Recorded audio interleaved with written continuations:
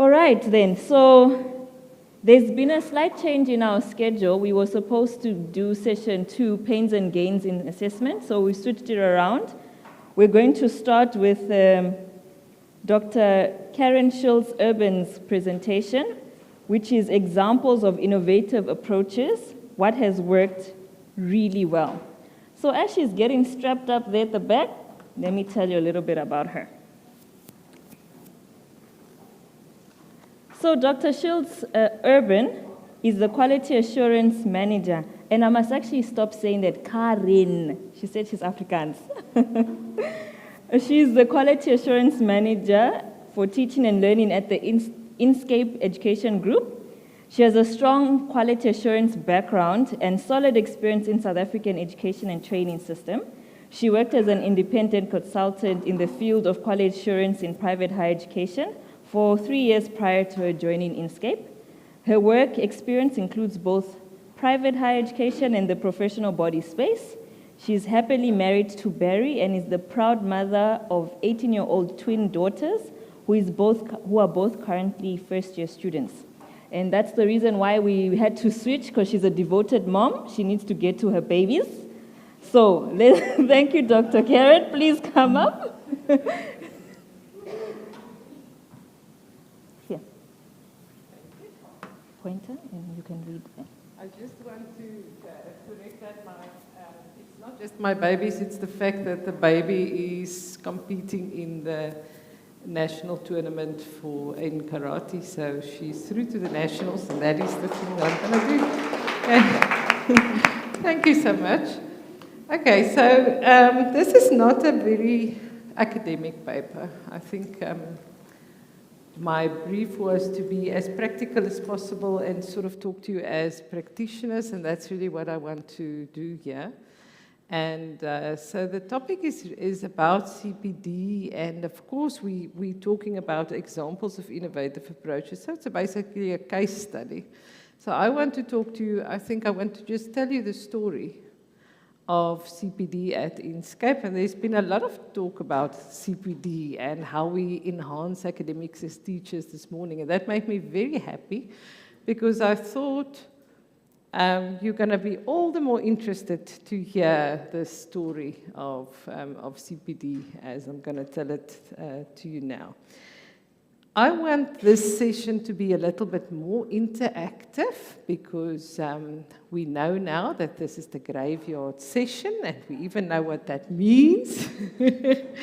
So I'm going to ask that we participate, and those people who are online, I'm going to ask you to participate in the chat, and every now and again I am going to ask Sarah to tell us what's happening in the chat, because I can't see it. And then I'm going to ask you to also participate, but in the real life. So somebody's going to run around with a mic. I'm not sure. Is it you with those fancy shoes? Okay, fantastic. Sarah says the shoes do not deter the woman. Right, so I'm going to ask that we also participate live and just make it a little bit more interactive. And you can stop me at any time if you have a contribution or a question to ask. Just raise your hand and we'll try to accommodate you, because I think it must be a little bit more interactive. Is that okay already? Right. So let me see if I can do this thing. Yes. So first question. You didn't know I was going to be on you this quickly. If I talk about continuous professional development for academics, and continuous professional development in this context may also include the onboarding that some of you have spoken about. Why is it so important? Why do we do it? And that is now when the online people can please type something in the chat, and anybody who wants to raise their hand and give me a beautiful answer, there's one right behind you, Sarah. We're going to give you an opportunity to tell us the importance of CPD. Why do we do CPD?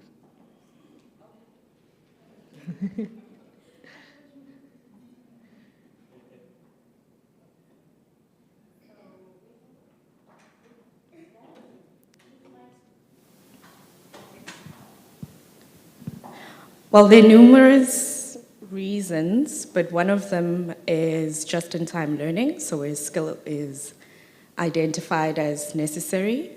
There is also a need to upskill individuals in line with developments within the sector or within their specific profession. Thank you. Good start. Who wants to add? Yes, I see another hand. Sorry, Sarah, I'm really going to make you run. It's okay, I need the exercise. Thank you. So I think to add to that is the fact that in certain, I think most disciplines, information and content and practices don't remain static. They change over time. I speak from a, and if you're stuck with an old law and you're teaching an old law, you're not teaching updated law. So as that academic or professional, you need to update yourself. So for me, that's what a CPD would mean in that respect. I think, so whether you're an academic or a lawyer or an accountant or whatever it is, but in this digital era, it also means upskilling in terms of digital skills. Correct, yes, thank you. There's another, or is there another hand? Yeah. I am, so many choices. I'm going to go to the front here. Oh, yes, good afternoon all. Our development of online learning and how the process of teaching students itself has progressed over the years. So, coming to the point of continuing, well, as more productive to learn in a different way other than online learning, I think that the lecturer as well as the school itself would have to continuously develop their profession of teaching to help me progress within my studies. Yeah. Fantastic, thank you. All right, I'm going to stop there because I think I've got a couple of really good answers, starting from the upskilling to the world is changing, and I think we've talked a lot about it this morning. The world is changing. That is the thing about the quality of teaching and learning.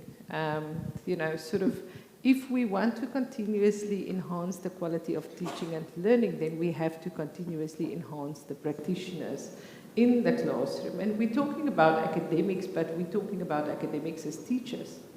Because this is actually, you know, and this is obviously the topic that I'm very passionate about, being quality assurance manager of teaching and learning. So I'm giving my game away there. The next question then, something is, okay. So the next question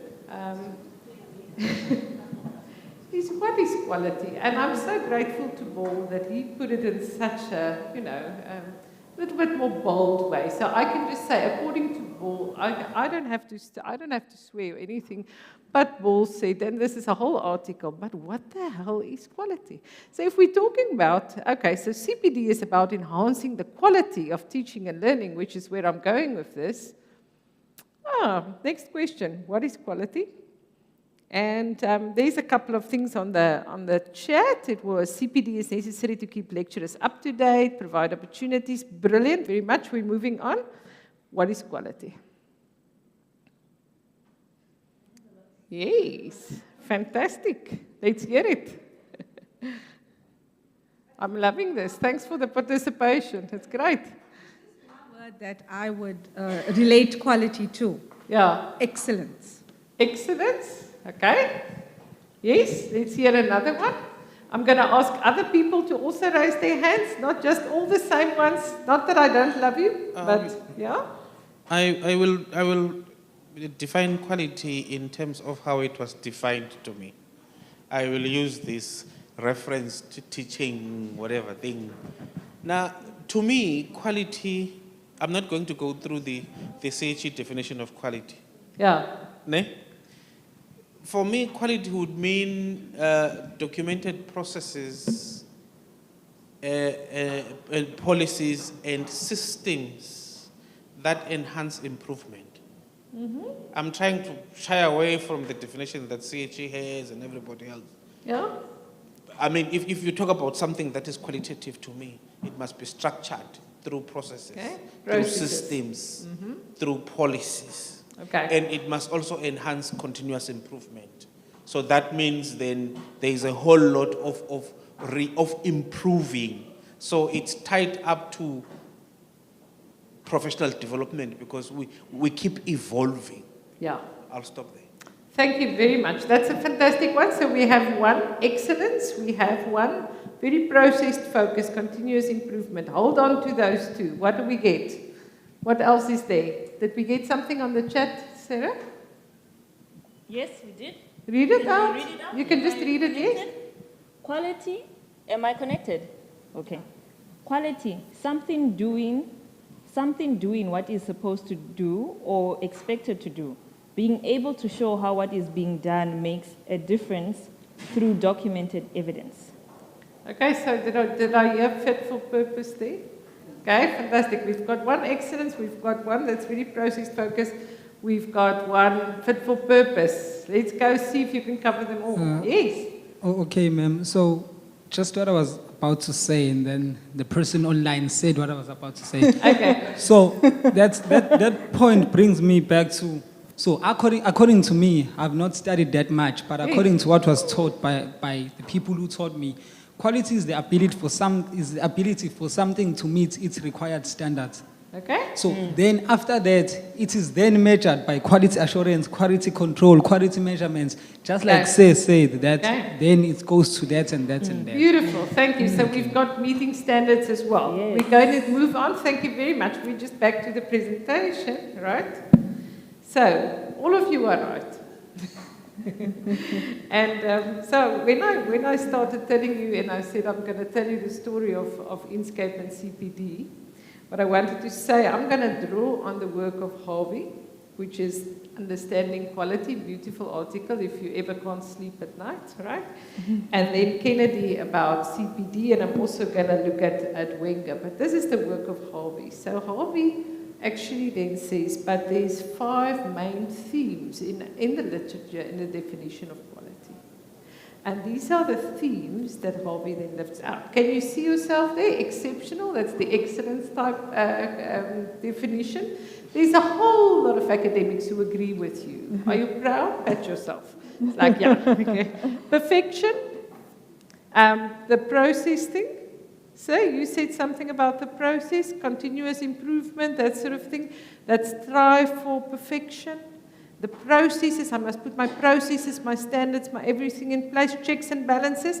That's the perfection one. You are covered. There's a whole lot of academics that agrees with you. Pat yourself. You were right. Okay.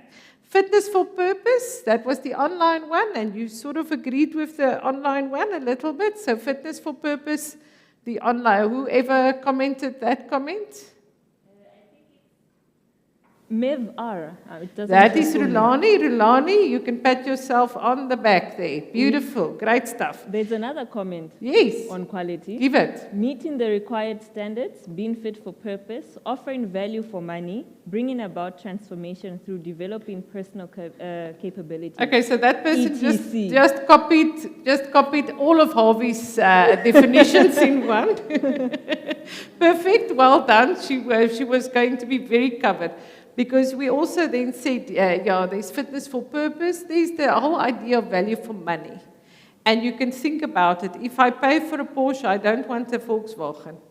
Nee? If I pay for a Porsche, I want to drive a Porsche most. Nee, is it? Yeah, okay. Not that I can afford one, but you get the idea. Okay, and then there's transformative, and this is my favorite one. So transformative is really about impact.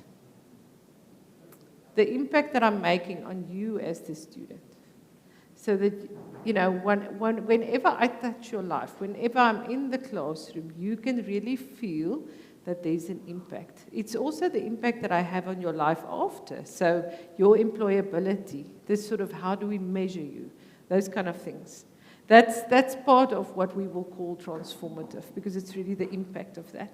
So all of these are correct. I want to just say that I am claiming one of them for my own institution because it influences the rest of my story. Remember, we're busy with a story, right? So I love this whole transformative thing. I love it because I feel that I'm making a meaningful impact in the world. And I think there's been a lot of those kind of language as well, making an impact on students, you said it.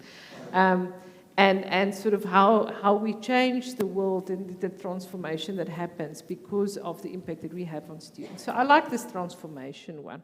Hold on to this as I'm moving on in the story. So what happened is I joined Inscape last year in July, and the first job that I had is to overhaul the CPD program, to sort of just relook at and conceptualize a brand new program and roll that out. So I went to literature about conceptual, competency frameworks, and I was very clever, and I came up with this as a framework. I said, we're going to follow fit for purpose for the institution and what we want to achieve. And you can see that I have the onboarding as a big chunk in the middle, because new lecturers must be properly onboarded. And then we have all of these things going. You have to be able to design. You have to be able to to teach with technology, without technology, combination of both, whatever, all of those things. And so this was the competency framework. I was soon, I think I just woke up a little bit, because this was maybe quite ambitious, and I thought that it's going to be step 1, step 2, step 3.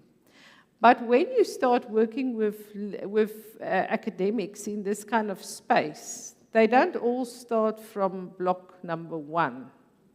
Some of you are at block number 1. Some are already at block 67 and way past me.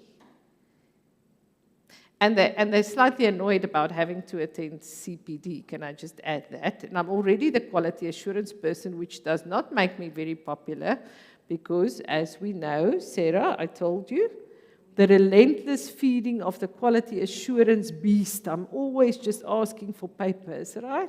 So not very popular, sort of you have to play this game very carefully about forcing people to attend CPD that they don't want to do in the first place, and what is it that we want to achieve.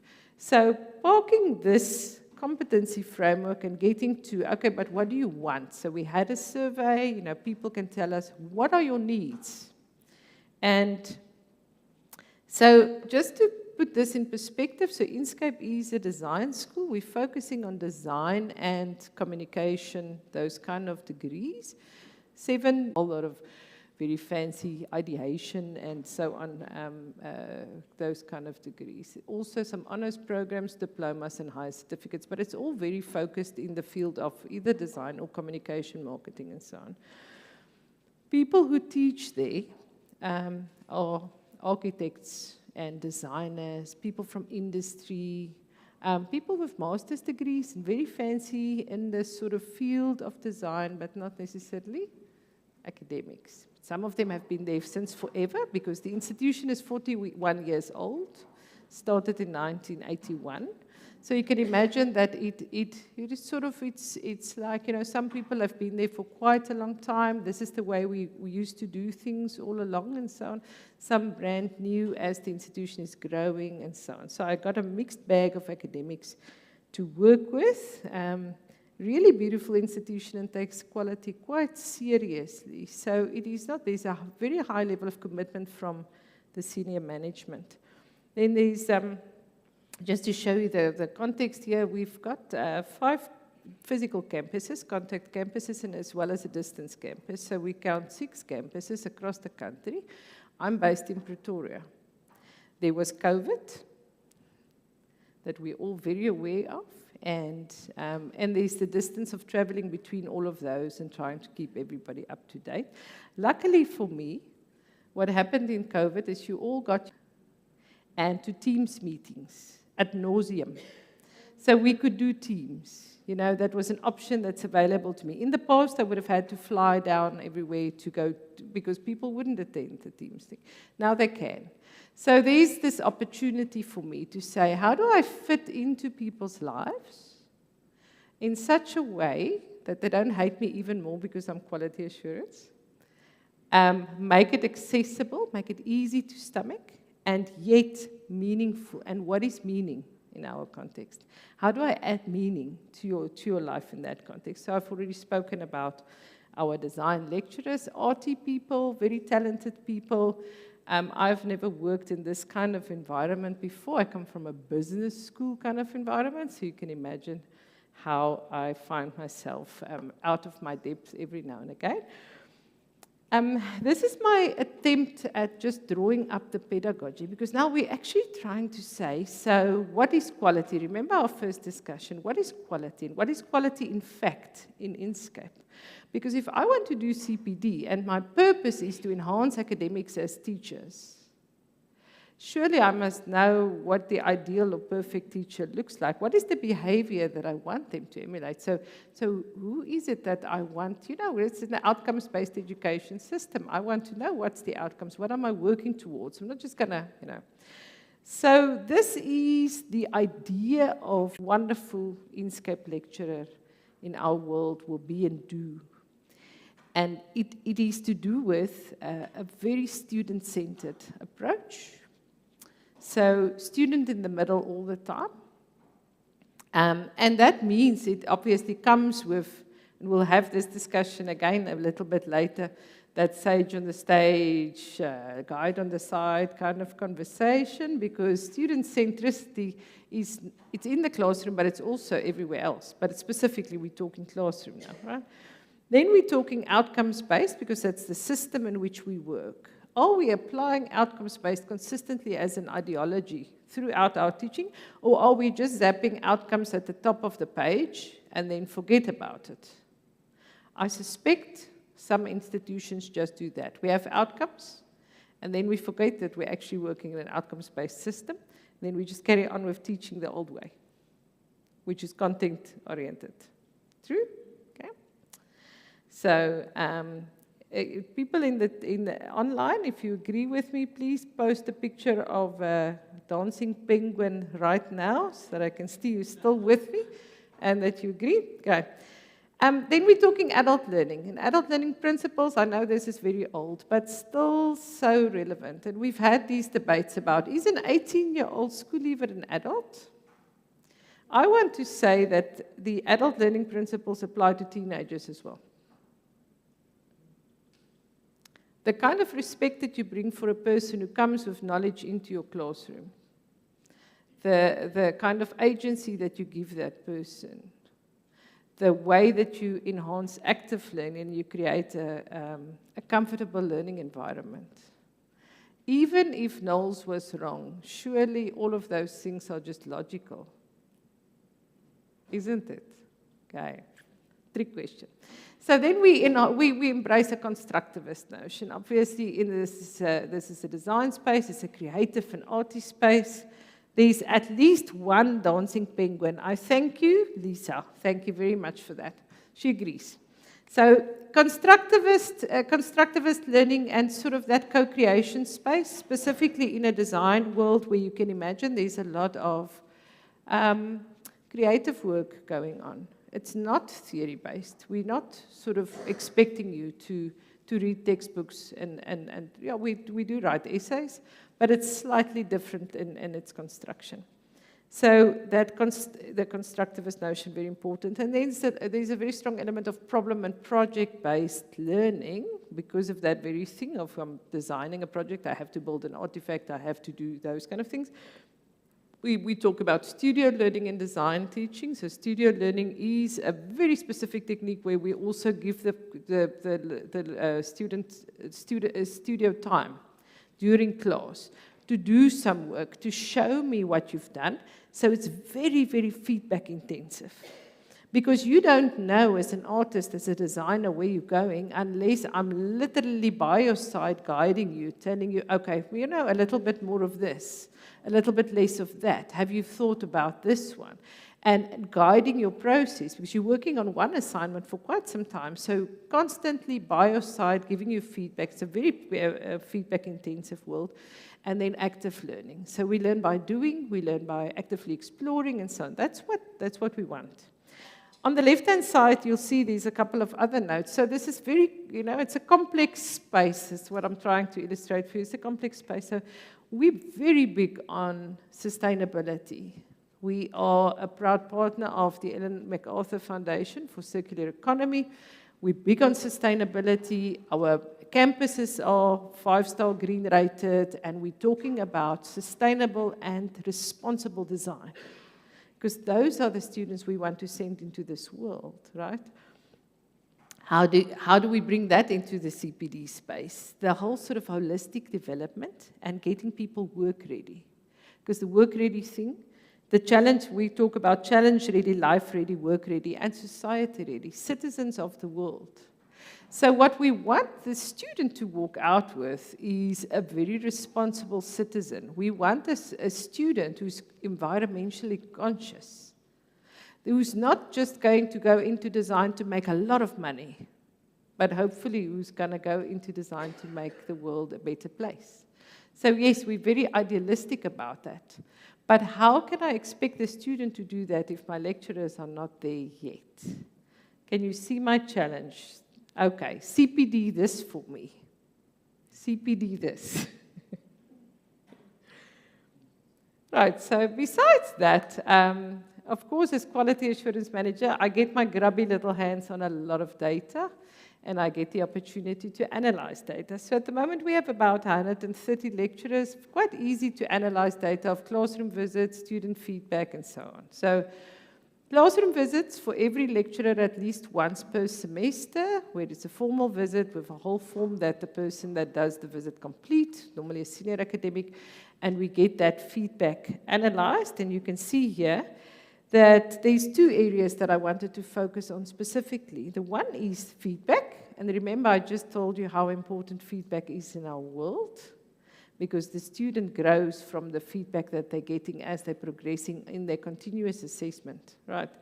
And then the facilitation. And facilitation here is using a variety of facilitation techniques. So now I have to really get back to the point where I can tell you that reading from a PowerPoint slide is not teaching. Mind blown, right? Can I just repeat that? Okay, so reading from a PowerPoint slide is not teaching. Okay, preach it, sister. Right. So you with me? That is what I'm working with here in terms of classroom visit feedback. My 100 classroom visits showed, and this is semester 2 of 2021 and semester 1 of 2022, that still we're struggling with facilitation of learning the student. That's my stats. The other stats is my student ratings. You can see it's quite high. We're proud of this. Over 80 is, for me, very acceptable for any lecturer to have. And so there's two areas, marking of three, marking, facilitation, motivation of students. And you can see that still feedback has to grow a little bit. And, you know, we're struggling with participation sometimes. So there's data to work with. I can see where the weak points are, and mostly they correlate with each other. So I can see student feedback as against to the classroom visit feedback, and I can see that there's a pattern. Okay, we have to work on the fairness and consistency of marking. This is the perception of the student. So it's not to say it's not there because it's moderated, but the student must feel that marking is consistent and fair. And how do I bring that across, right? So that is the information that I worked with. And now I sit there with all of this information. What is the feedback that I have, the institution that I have, and the lecturers that I have. And I'm like, okay, what kind of CPD do we want? And think about it deeply. And this is where Kennedy came to my rescue a little bit in terms of just explaining what kind of CPD options are available. Do you have something for me there? Okay, no, I'm for now, just carrying on with this, and I'll pause in a bit. Okay. Right. So in terms of Kennedy's ideas of CPD, she actually split it into 3 main themes. And so her main themes is transmissive, translation, and transformative. The whole idea of transmission, you can easily sort of just see what that means. Old-fashioned training program. Old-fashioned training program where I am telling you, I'm bringing an expert from the outside, and this expert is now going to tell you how to use technology properly, and then they're going to leave. You don't necessarily have a chance to practice it, and then you now go do it. Go do. And that is very often our approach in CPD. Bring in an expert, the expert will talk to us. Then there's the award-bearing model. Somebody said something about badges this morning. So the whole idea of professional, professional recognition, CPD very often goes with badges, goes with points. I get my CPD points. I'm married to a chartered accountant, so I know about those points. And sometimes you just do the points to get rid of those points. Did learning happen? I don't know. I was sleeping, but I've got my points, some fun. I'm not saying my husband, God, please don't arrest him. Okay. Some other people, Okay, then we have the deficit model. The deficit model says what is wrong. So, I have a little bit of that deficit thing here because I can see that facilitation skills, you have to work a little bit on that. But you want to put the focus there. It's like Swiss cheese. Have you ever seen a Swiss cheese? It's got those big holes. And now what I want to do is I'm just focusing on the holes, and I'm stuffing the holes with cheese.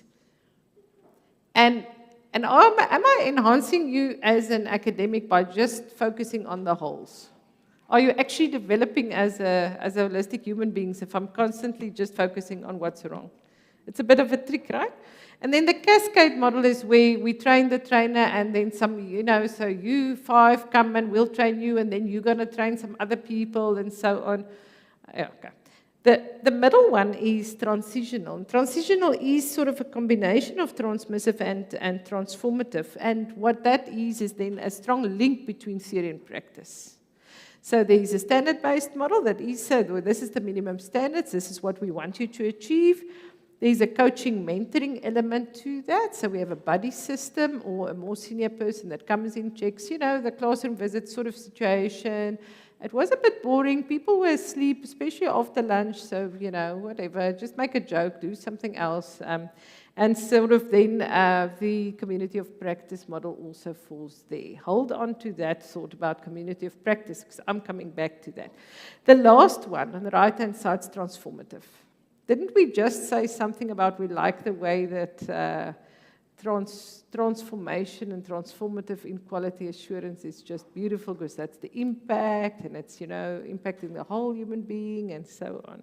So you can immediately see where I'm leaning. So there's an action research model under that, and there's a transformative model.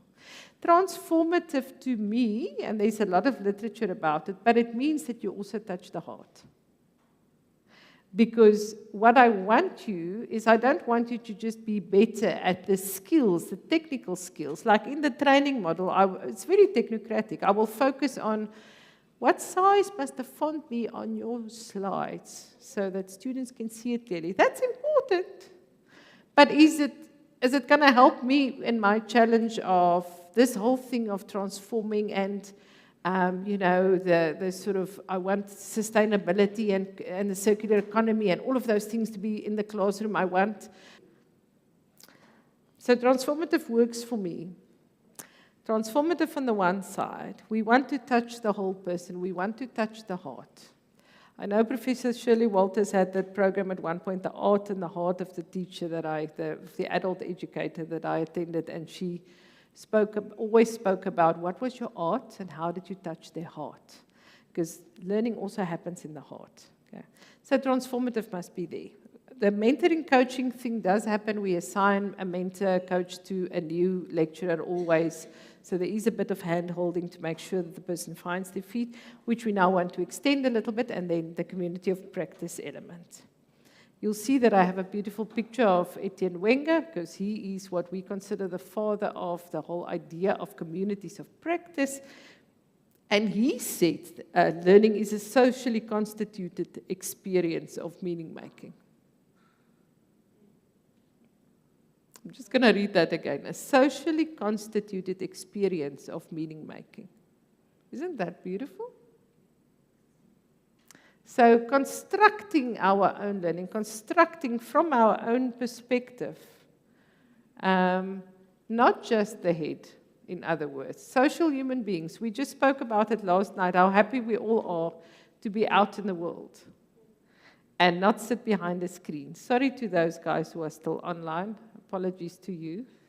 But, I have a dog at home, her name is Daisy, and whenever you leave the gate open, Daisy runs. She doesn't stroll, she runs for the streets. And I felt like that when they first said there's an in-person conference. I was Daisy. I ran. I wanted to get out. So I was very happy to find some colleagues like Michael here this morning who feel the same. Michael, you can admit it. You're basically Daisy, right? Yeah. Okay. So the social construction of meaning making is important. Who said this morning that we're going to get comedians to teach? So you see if this whole teaching thing doesn't work out for me where I'm heading with this. Huh? Okay. Right? No, sorry. Okay, so a community of practice according to Wenger, and we all know Wenger's work, but I'm just reminding you, says it's a group of people with a common concern or set of problems or interest or passion for something that they do, and they want to learn how to do it better as they interact regularly. So there must be a domain, which is the area of interest. There must be practice. So this is the stuff that we do together. We're doing the same thing. We're teaching. And then there's the community. And somebody must create the community. The community will not fall out of thin air. There must be some engineering in terms of saying, okay, let's get together and chat about this sometime. Okay. And in this case, it was me. And this was, I just came across it and I just wanted to include it because it was so beautiful. And the reading about communities of practice, they say communities are living organisms and require gardeners, not mechanics, to provide them with leadership. So I had to become a gardener. Because we cannot make CPD necessarily compulsory. You are going to resent me. You're going to sit there and you're going to hate me for taking your time because you have better things to do, isn't it? The moment I make you do something, it's not as nice anymore. So I must get to a point where I'm gardening. I'm planting seeds and I'm watering and I'm trying to get you to want to be part of my club. Play with me during lunchtimes.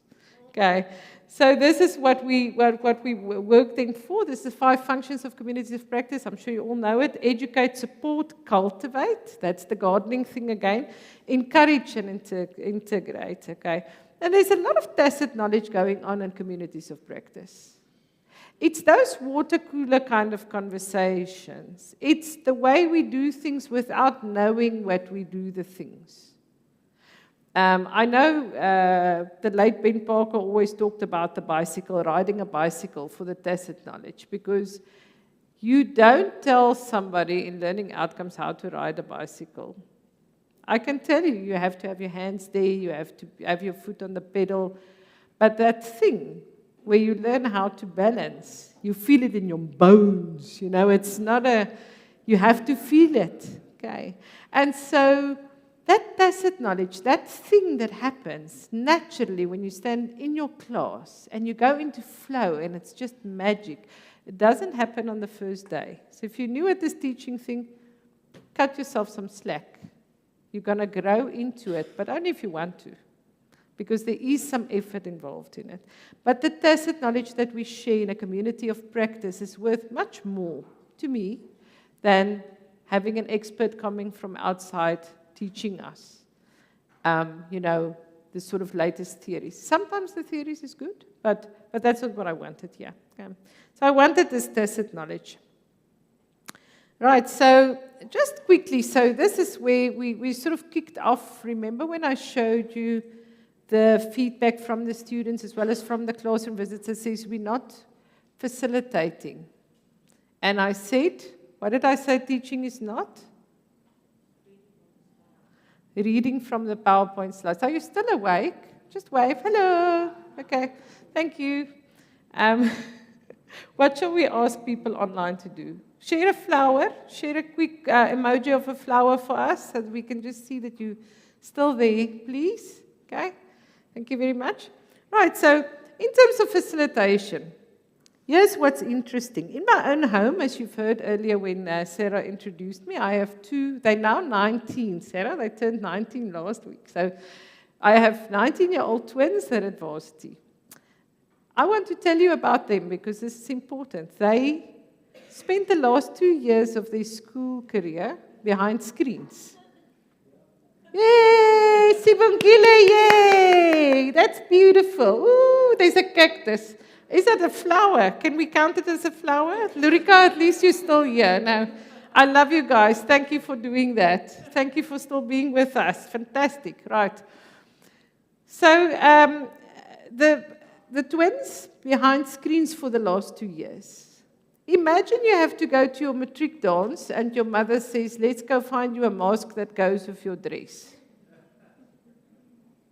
It wasn't funny on the day. It's now funny. It wasn't funny on the day. It broke my heart. Right. So there is, what did they go through? The students here in front are nodding very enthusiastically because they know this. If you are 16, and you can't have a party, your sweet 16th. It was such a thing, you know, we wanted to have that. We can't have it because it's the middle of lockdown. I can't go to school, I don't see my friends, I can't play sports, I can't do any cultural activities, I'm sitting at home at the age of 16. How does it influence my personality? Remember, you and I are adults. We're old dads. We know it's going to be over sometime soon and we can carry on with life. But if you're 16 or 18 or whatever the case may be, it looks like it's going to be like this forever, and it's depressing. That's why we're struggling with social, with all of the, you know, depression and other mental health issues. I got a B here. Daniela, thanks for the B. She's just making sure that the flowers are still at university, and they're in your class. They were behind screens for 2 years. They didn't speak to their friends. They were not in a real class. And you say, put up your hand. Why aren't you participating? You're sitting here like, you know, you're half dead. You're not participating. That we did was aimed at exactly getting us. We did an empathy map. We did an empathy map in which we literally put the student in the center and we said, what does the student see? What does the student hear? What does the student feel? And work around that. I've been behind a screen. I've been sitting in my home. All of a sudden, you're confronting me. You're being confrontational in your attempt to get me to engage. So this day was about understanding, getting empathy, and then non-threatening ways of engagement. We did a soft shoe shuffle. We did sticky notes on the wall. We played games. I developed the in 30scape seconds for the purpose. So we played games, like 30 seconds games. We had small group engagements. And you can see that, you know, from the pictures here, this is from some of the sessions that we had, trying to get the lecturers to engage in non-threatening ways so that they will emulate that same kind of teaching methods in their own class, facilitating and using a variety of facilitation techniques. Guys, we think it's just technology that changed and we changed and whatever changed. The students changed. Your first-year student is not the same as the first-year student of 5 years back. They're traumatized. That long shadow that Prof. Sheikh spoke about this morning, it's still over them. And it's going to take some time. So your facilitation techniques must speak to the student who's in front of you. Okay. That's my sermon for the day. Let's move on. So the real CPD thing is then that was that once off around the country, me flying, going, doing the facilitation workshops for all our lecturers, huge groups, fantastic turnout and so on. And then we have this thing called lunch and learn. Time. 10 minutes, I'll be done in 10 minutes. Right. So lunch and learn is a very old-fashioned concept. We always had these brown bag lunches. Can you remember? Yeah, that was a thing. I think in the 80s or something, it was a thing that you can have a brown bag. So I revamped it a little bit, you know, and now it's a virtual lunch and learn. So you may bring your lunch. I don't want to see your lunch. It's informal. It's a community of practice approach. And we have it every second Wednesday. So there's a Wednesday, lunchtime, and then we have a Thursday repeat at 4 o'clock in the afternoon for those guys who do not fit into the schedule. But it's a lunchtime thing. So we actually have exactly 3/4 of an hour. And this is, You know, this is a typical community of practice kind of thing. There's some people who are the core group. I'm there, I'm that person in pink, I'm the coordinator, but there's a core group, and the core group is sort of almost there. You have almost, some of them have 100% attendance, right, which is absolutely fantastic. Some are active, some are occasionally, they float in, they float out, and some are completely peripheral. And then you have the transactional guys like, okay, I got into trouble because of my assessment, okay, I'll come do this assessment thing and disappear again into the shadows. And that is fine, because that's what a community of practice does. We are gardeners, we're not mechanics, okay? So we garden, and we hope that if we plant seeds and we water them, and we sort of be nice to people, invite them in, have the conversations, sharing best practice, that they'll come back. So this is some of the things we've been doing. We had a lot of focus on teaching with technology. And you can see here, I asked them all to please put a background on that is a little bit crazy. So it was fun backgrounds. Quickly switch on your camera for 1 minute so that I can see you with your fun background. Then we switch it off again and we go on with our lives. Activities, that is engagement, it's non-threatening, where a student feels comfortable. Typically the kind of thing that we've been doing now about dancing penguins and flowers and so on. It's non-threatening. I'm not going to say, are you still there? You know, because I don't want to say, yes, I am. What about a flower or a penguin sort of feels, yeah, I can give you a penguin if you really want one. And it's a little bit more non-threatening. So trying to work with, and you can see we're having great fun there in this one. Obviously also using, using stuff like Miro boards where people can do their post-it notes in that kind of environment. And you can see that it's anonymous, so people can, this is your alternative to the real. We want a lot of sharing of best practice. So she, as Liana, she's since left us for New Zealand, I think, but she had this approach of having a menu. So her students get a menu. There's, on the left-hand side, that is the entree, then you've got the main meal, and then you've got the dessert, and then sometimes you have a snack as well. So you can see that here on the right-hand side, there's a snack. You can't see the main headings where the meal is, but it's the menu. So she issues you with a menu, and you may eat your pudding first, if you want to. Or you can start from that side. So whatever tickles your fancy, you'll see there's links and there's activities. You start, you know, she's like, okay, welcome to my class. We're going to eat now. This is the menu. Help yourselves, dish up for yourself, work through these activities. At the end of it, now we're engaging, because now we can actually reflect on the whole meal. It was complete chaos, because all the lecturers promptly became very anxious. This was like, oh, it's too much, it's too fast, you know, but how are you going to consolidate learning? And it was complete chaos. For adults, apparently not as easy that I can pick. I have a say in what I want to do first and so on. And you do consolidate the learning. There's nothing about I'm just leaving you to dry. There is consolidation every time. An additional role. We talk about the meddler in the middle. The meddler in the middle, leave them and go sit and work on your laptop. You have to play. Is also just trying to make fun out of, you know, my teaching style and how I approach things. And I've taken some famous teachers from movies and said, is this a meddler? Is this really a sage? You know, what's happening? The most famous sage on the stage, I think, is probably Indiana Jones, you know, because he was just handsome and, you know, everybody was just drooling and not really learning anything. But how did it actually work?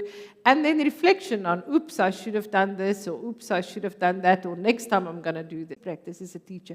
We have to say, that didn't work so well, did it now? I'm going to try something else next time. And we're getting better all the time, and isn't that fun? This button doesn't want to listen to me. So here's some of the feedback, and I'm concluding. I had a research. So in the feedback, one person said this one lesson, and it was about decolonization, and we did the danger of the single story, which I'm sure you all know. And so this person said it caused a sense of introspection. I came out of the meeting asking if I was biased and how I could change and become more accommodating. Can you see my transformative impact here? So the chat in the corridors that week was hashtag check your bias. Hashtag check your bias. Because we all have it. And became, it's part of the language that we now say to each other, hashtag check your bias, you know, because we so easily fall into the trap of saying students are like this, people are, you know, lecturers are like that, and so on. This person said, this session provided insight into issues such as SDG, CE, and decolonization that I was unaware of. Obviously, new lecturer didn't know these things, and it's like, oh, okay, you know, and just opening that conversation with a person who has not been part of the debates, because we've been part of the academic debates, and we can talk about it, you know, how the 7 biases in the curriculum and so on. But what do you do if you're a brand new person, a designer? You've never worked in education. You don't even know what the discussion is all about. So opening the doors of those kind of discussions to the new lecturers as well. This last one has to make time to reflect and engage with one's practice, and Lunch and Learn provides an opportunity to check one's assumptions and expand ideas and think about education in different ways. And of course, learn. How exciting. Never stop learning. So now you want to see some cold, hard facts, because some of you are not qualitative researchers. Just like, okay, show me the money and show me the numbers. I want to see how this worked. And if you look at the far left-hand side, you'll see GREAT. And GREAT has grown. So GREAT is individual lecturer ratings of over 4.5. GREAT has gone from 33% to 40% since we implemented this program. So GREAT is doing really well. Good is not doing so well because I think GREAT stole some of it. So I hope that what happened there is that some of the goods, see that need development shrunk. That made me very happy. What happened here on the right-hand side? The problematic is always with us. But what I then discovered is with the problematic, those are always new people. It's the bottom end of the whole thing is always new lecturers coming in, and that gave rise to a much stronger onboarding program, prolonging our mentorship so that you're not only mentored for the first 3 months, but it's actually a longer mentorship program. And also with those problematics, we got them all in a room and we boot camped them for a week. So I can't wait for this semester's feedback because I'm dying to see if I problematicked everybody that's problematic out of my system, and you know how my GREAT is doing, because that's really what we sort of about. This is student satisfaction. This is what the student says. Isn't that the most important voice? If we remember my pedagogical picture that I showed you, where student centricity is the end all and be all. So we want the student to say, yes, I'm very well served. Yes, this is what I'm getting. Right. Okay, so takeaways, and I think this is the point where we're now going to ask some questions. How's the time? You can spend a little bit of time, but you have a comment? I have a comment, and I'm also going to open this, but sometimes those who've been around too long to learn anything new. Yeah. Definitely true, but in my case, I could see that a lot of it is always, you know, in the problematic space was really new lecturers. So it's really getting them on board faster and so on. There are always those people who do not want to change and who do not sing the song of reflexive practice with me. I sing it alone. No, online we have friends. But the online people can't, even if you're loud. Okay, yeah. thanks. The problematics, if I may call them, I think this takes us back to how we can enhance our orientation programs. Yes. Okay, to cut the long story short, you are in a very specialized environment just by itself. That's problematic on its own. Yeah. With a specific type of students. Yes. Not your typical student. No, true. So now it's got an impact on how, as institutions, we can then customize our orientation for new staff. Yeah. So that it feeds into our operational strategic ways of doing things within the institution. And your pedagogy. Yes. Yeah. Thank you. Yeah, beautiful. Thanks so much. Michael? Michael, I'm very happy to see you. I feel the same.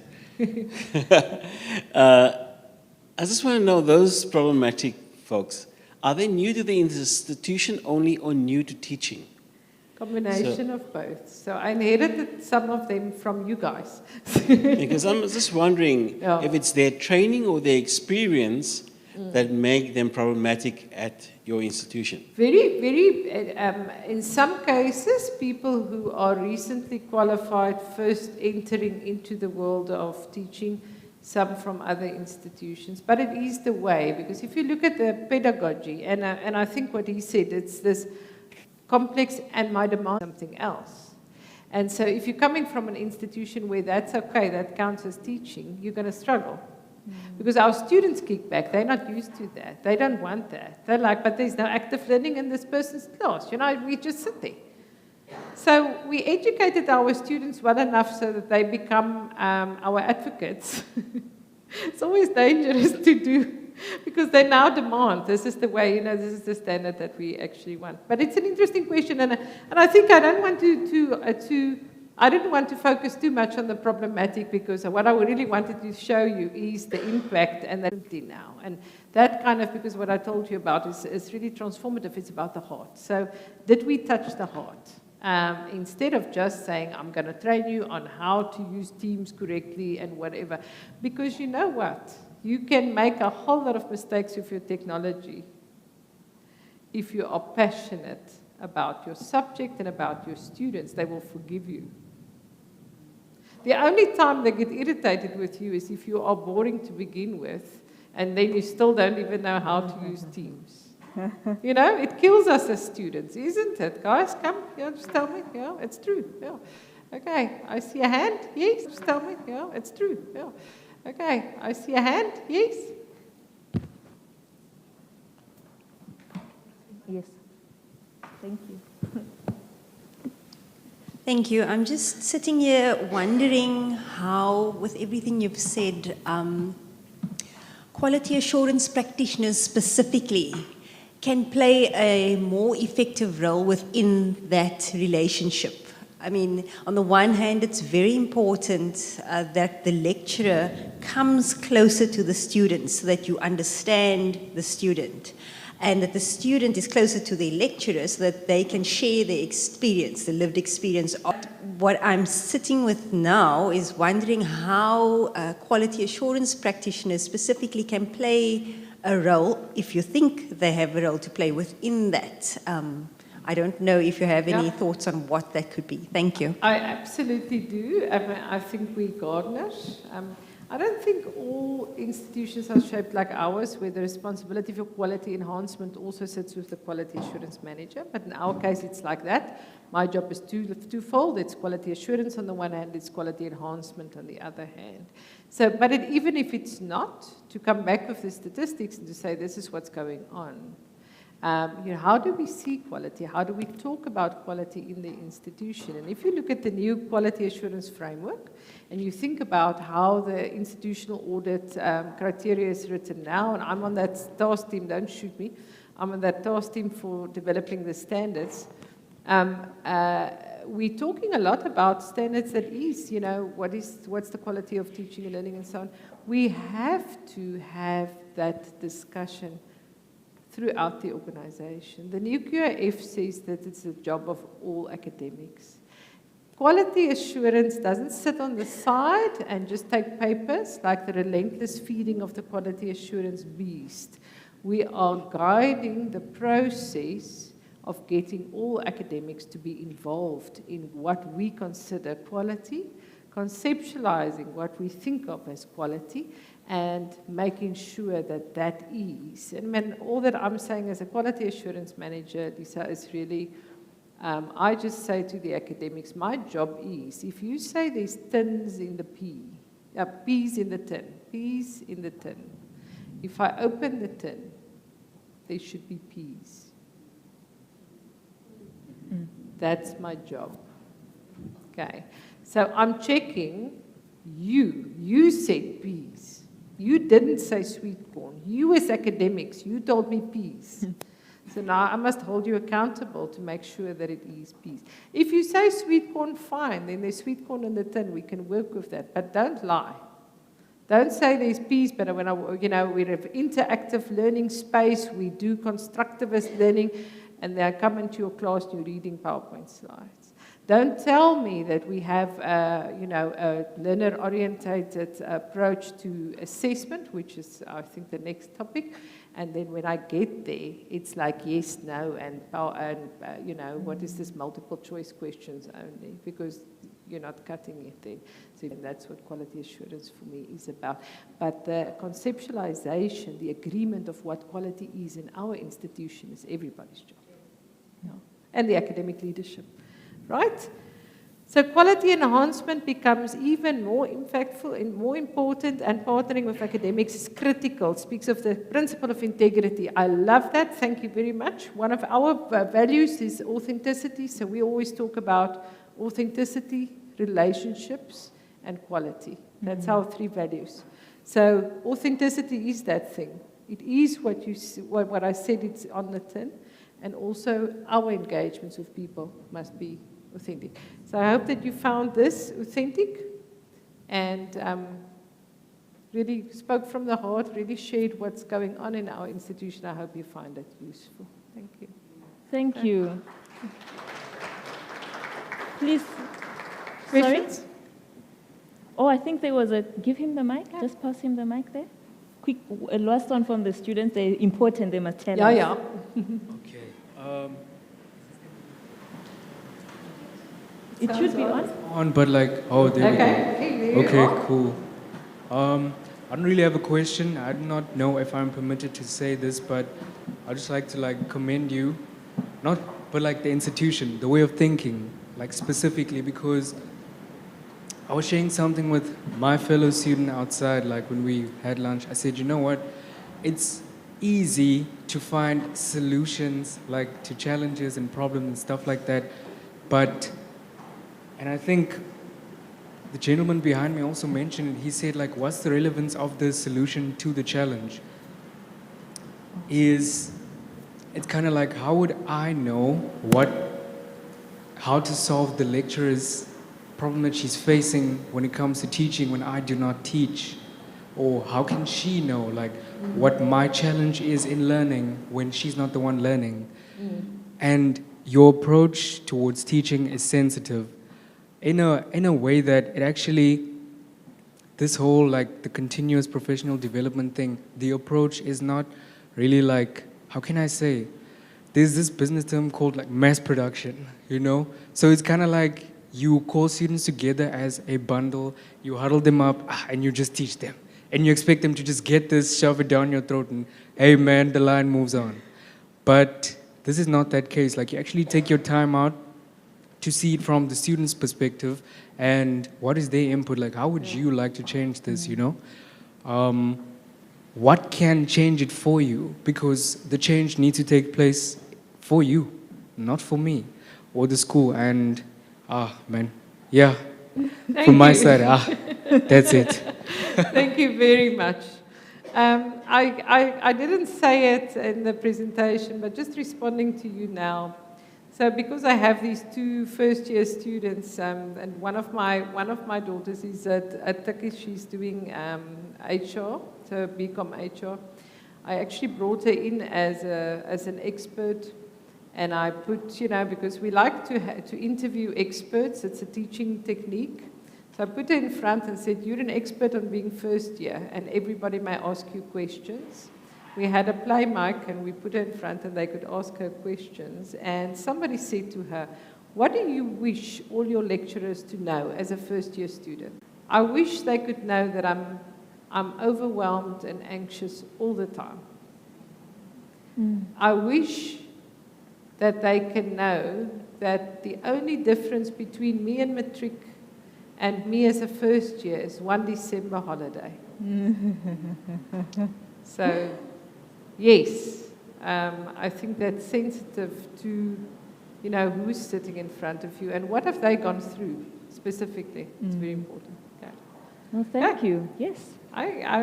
Questions, last questions, or must we wrap up? No, we have to move on. I'm very We sorry. have to move on. We Fantastic. do. All right. I think there's questions in that Padlet, please. in the app. Yeah. Yeah. So we're going to check that and continue with this conversation. Thank you very much for the time. I apologize for leaving you to go to the karate tournament, but as you can hear, it's very important for me. So I wish you very success for the rest of the afternoon. I'm going to be on Teams. I'm going to listen to you. I am very, very interested in your presentation about assessment. She's a guru. You're going to love her. Okay. Thank you very much. Okay, you can take it with you to the back. Take it with you to the back. All right. Here, here, here. Thank you. Okay. Bye-bye. Okay. So our doctor is leaving to the airport. That's why she's rushing off. Sorry about that. And thank you so much, Dr. Karen, Karen, for your lovely presentation. So I had to laugh at her presentation, the opening slides. What the hell is quality? I was finished. Really is quality, especially in the higher education space. So thank you so much for that presentation. And again, the Padlet is on Teams and it's on the information sheets you got. You can engage more with the questions for her session and give us some feedback, because at the end of this forum, we want some sort of feedback, something to take home. So we encourage you, even after hours, when you have a thought, go and participate with that, please. Okay. I'll get into that. So next up is our colleague from UCT, Dr. Chingwen Hyong, and Professor Daniela Kachaga. She'll be joining us online. So as she gets ready, let me share a little bit about the both of them. Okay, you want to use this? Oh, to see her? Yeah, I want to see her as well. Okay, put it here. All right, all right. So Dr. Chingwen Hyong is a senior lecturer based in the academic staff development team at the Center for Innovation in Teaching and Learning at the University of Cape Town. She is currently working in the University Capacity Development Grant Project number 10, enabling student success through transformed programs of assessment, and a subject project of the learning platforms, and update project on course and teaching evaluations. That's a mouthful, it's a lot. She has previously worked on the Cases of Open Learning project and the Commonwealth Digital Education Leadership in Training in Action. Chengwen has a research background in multi-modal social semantics, augmentation, academic literacy, digital literacies, open learning, assessment, and social justice. Then our colleague, Prof. Daniela Kachaga. Hello, wave at us. I don't know which camera, but I'm just waving at you. Nice to see you. She's an associate professor at the Center for Innovation for Learning and Teaching at the University of Cape Town. Her current research focuses on academic staff development for designing blended and online learning in higher education, with a particular focus on developing socially justice learning and curriculum design based on co-creation and equity-oriented compassionate design principles. She's a C1 rated researcher and 2022 Fulbright Scholar who has published more than 70 peer-reviewed articles, books, and chapters. She is the managing editor of Crystal, is that how I say it? Crystal. Oh, the Journal for Critical Studies in Teaching and Learning in Higher Education. She blogs, and her links are in the in the program booklet, so you can go and check it out if you're interested. She gave us her links, so you can go and look at that. So, without further ado, to our two colleagues from UCT, they'll be discussing pains and gains in assessment. And we've had a lot of pain, especially during the pandemic. Please, Chengwen, go ahead.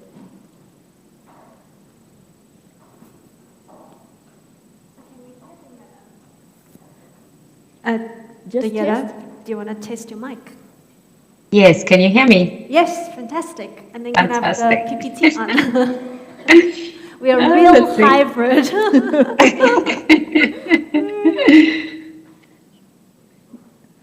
But I can't see the slides. So yeah, so I have to share. Would Daniela share the PowerPoint, or would you be sharing it from here? Then I can share. Okay, well then Okay. let's Daniela share then. yes, okay, all right. Whichever works best for you.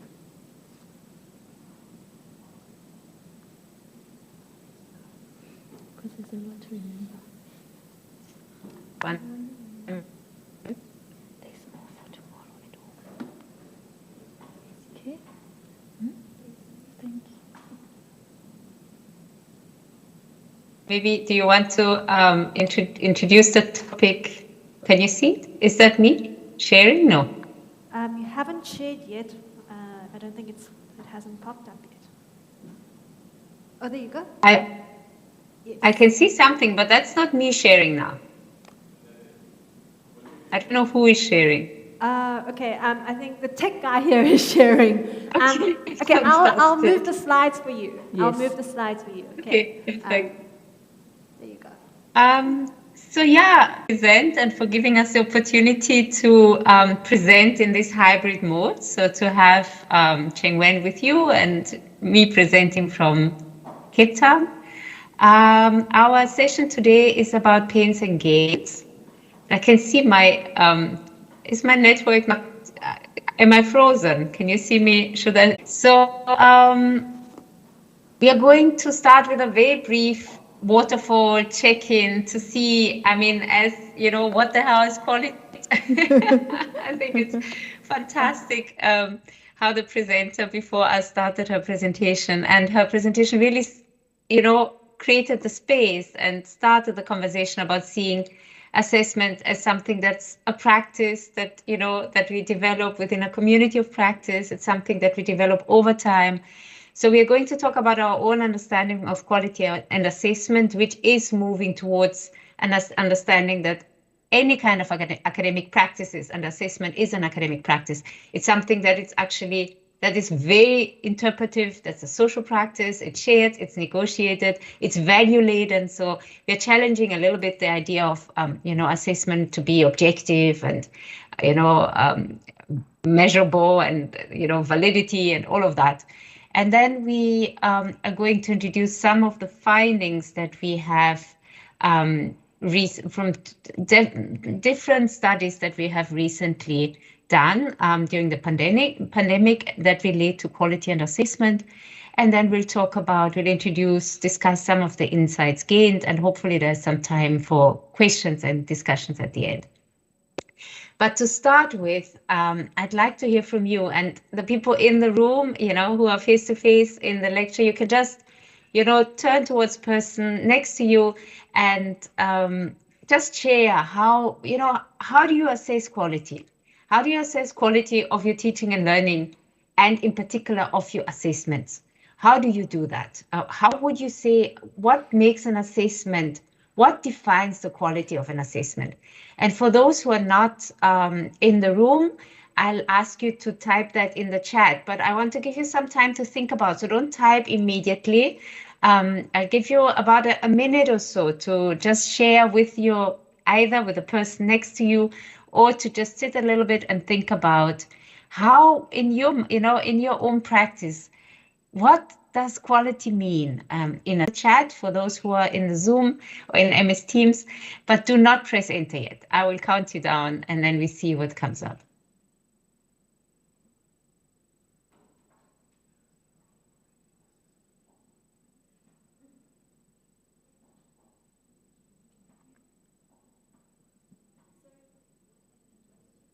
So we're doing a waterfall moment. So the ones that are online, then you just ask them to think about it, but not yes, press enter.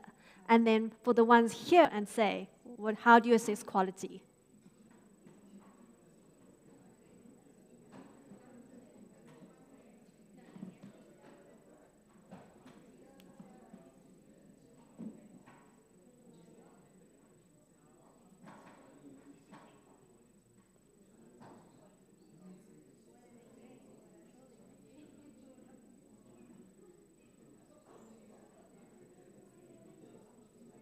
Yeah, I'll give you a few more seconds.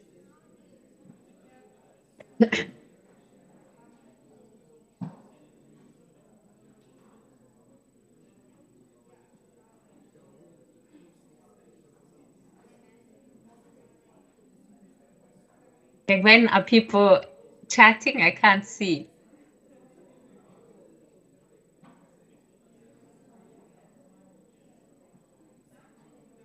The people in the MS Teams can start clicking enter and see what they have written.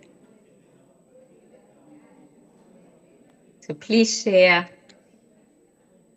Okay, I can see Lorica has posted something.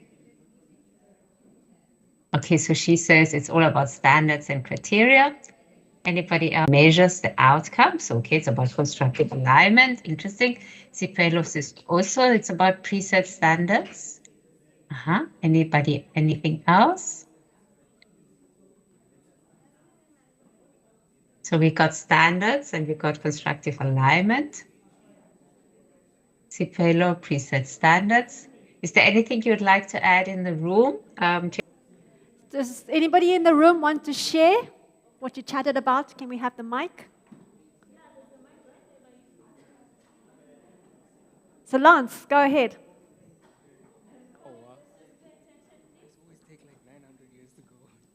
Hello. So what my colleague and I have defined quality to be is quality is in line with utility, which is satisfaction. So from the perspective of an educator, let's say, how would we assess their method of teaching? Is based on if the student has fully understood what they've taught. Then it was initiated in such a manner that, it has done what it is prescribed for, you know? So that is what we'd say, utility, right? Satisfaction. Thank you. Alignment argument. So whatever the objectives are, to make sure that those are covered and assessed.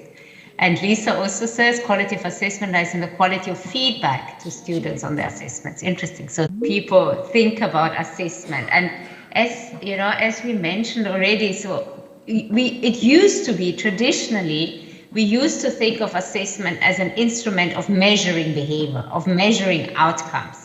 Very accurate, you know, assessment had to be accurate, reliable, a scientific process of applying instruments to measure learner performance in order to quantify achievements. So it was something that we felt we could measure, that there was validity in assessments. People talk a lot about validity. So actually, can the test actually measure what we want to measure? So that is kind of the thought, that was the school of thought for a very long time. But more recently, or not even that recently, more over the last 10, 20 years, our ideas about assessment and quality of assessment have changed quite dramatically.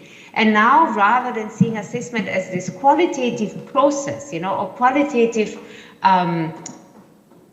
project that we are trying to, a quantitative way of measuring outputs, we see it much more as an interpretive process, as something that is, you know, it's as a social practice, it's something that we need to negotiate among each other, something that is based on experience, something that is not as easily measured, but it's really a judgment that's not objective, but that is socially situated and contingent on many factors in that context.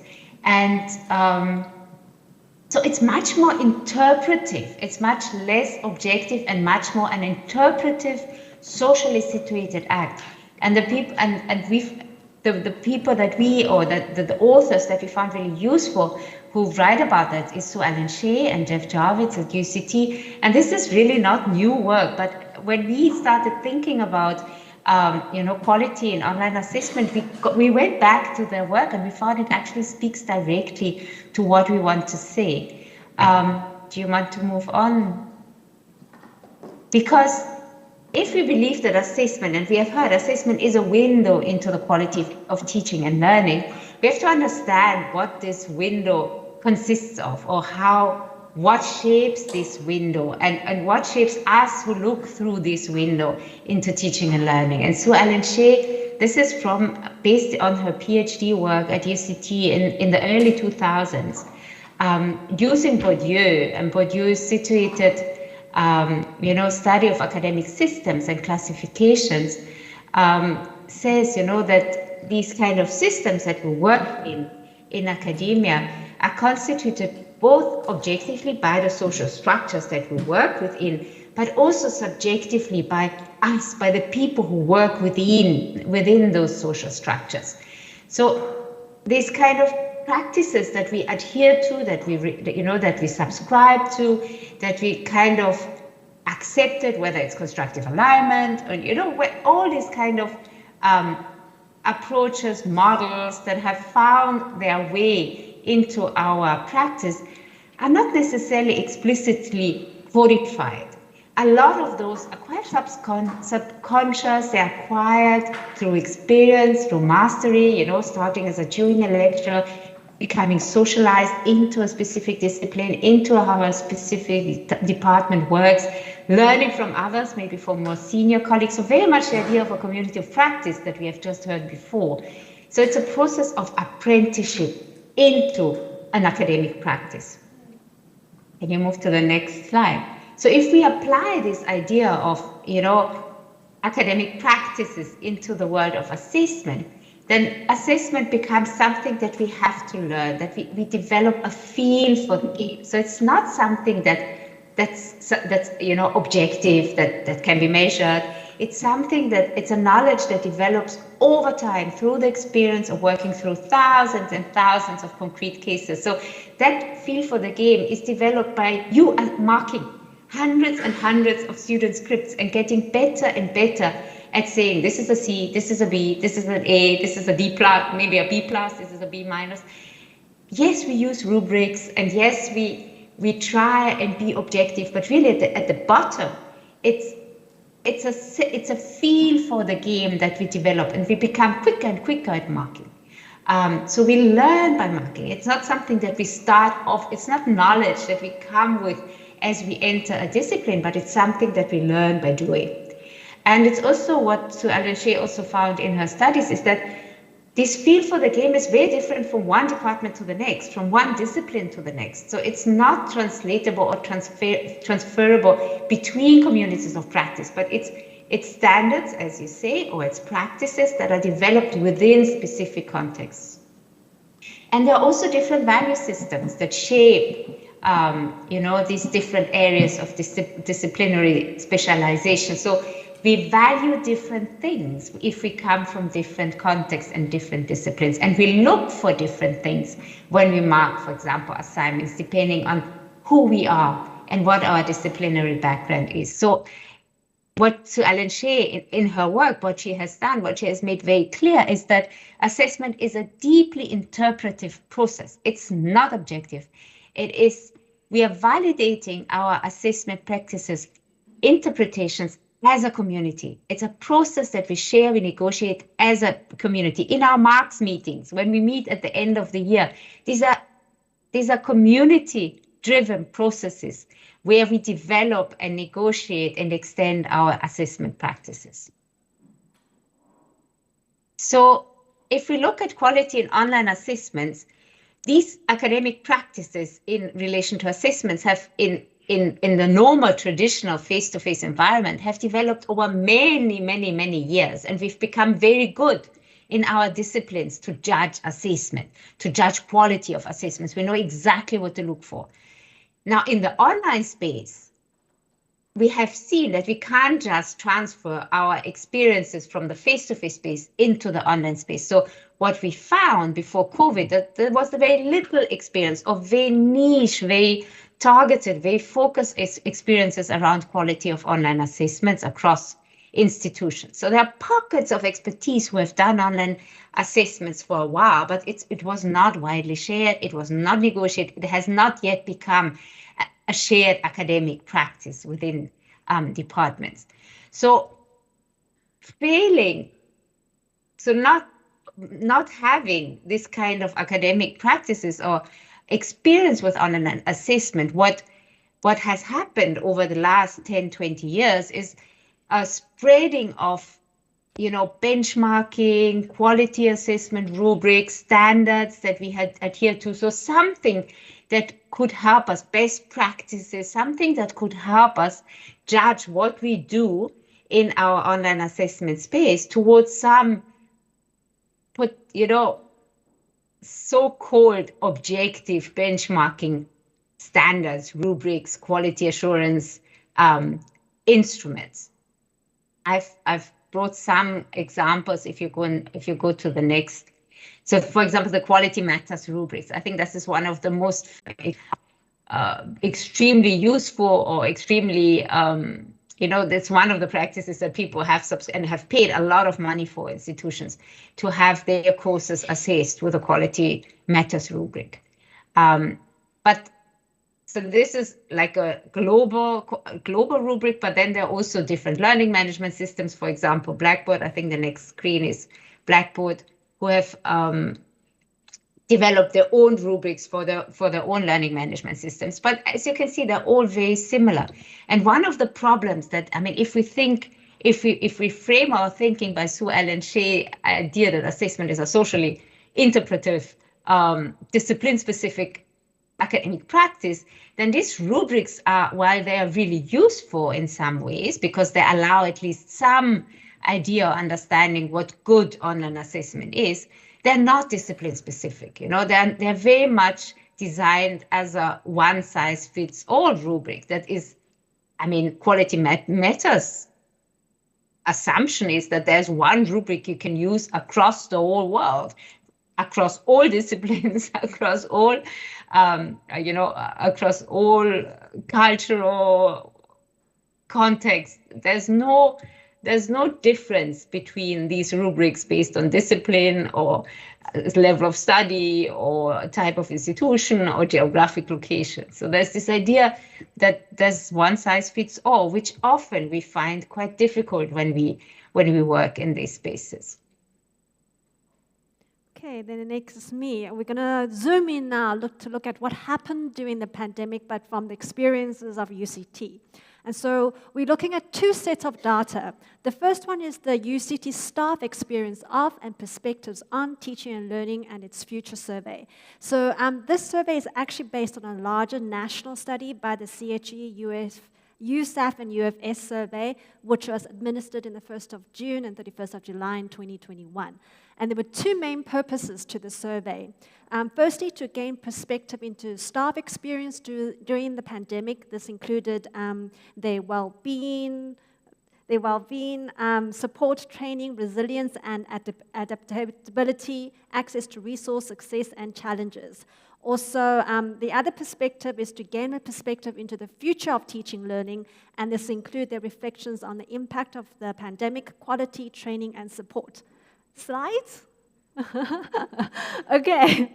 There was 155 UCT academics who participated in the survey, and the survey attracted more senior academics. They were about 71%, and 35% of the respondents said that they have academic leadership responsibilities. What the survey surfaced was that there was a major concern during this period around the quality of assessment. And quality was seen to be being affected by four factors. Firstly, academic integrity concerns. Secondly, the issue of mark inflation. Thirdly, lack of time to design effective assessment. And then fourthly, just a general insecurity around quality of teaching, learning, and assessment. So, on to looking into academic integrity concerns. 63% of the respondents indicated that they did not trust the integrity of the assessment. So, integrity was seen to have been breached as a result of lack of effective proctoring in online assessment, cheating, and plagiarism. And it was said that measures to improve integrity was seen to have placed a huge administrative burden on academic staff. So here I've kind of extracted two quotes. The first one saying the biggest problem with quality was the assessment processes. Online assessment were not effectively proctored, and this was dismissed by university managers. The second one saying that assessment have also been strewn with plagiarism, which again is a pearl of purely online teaching and learning.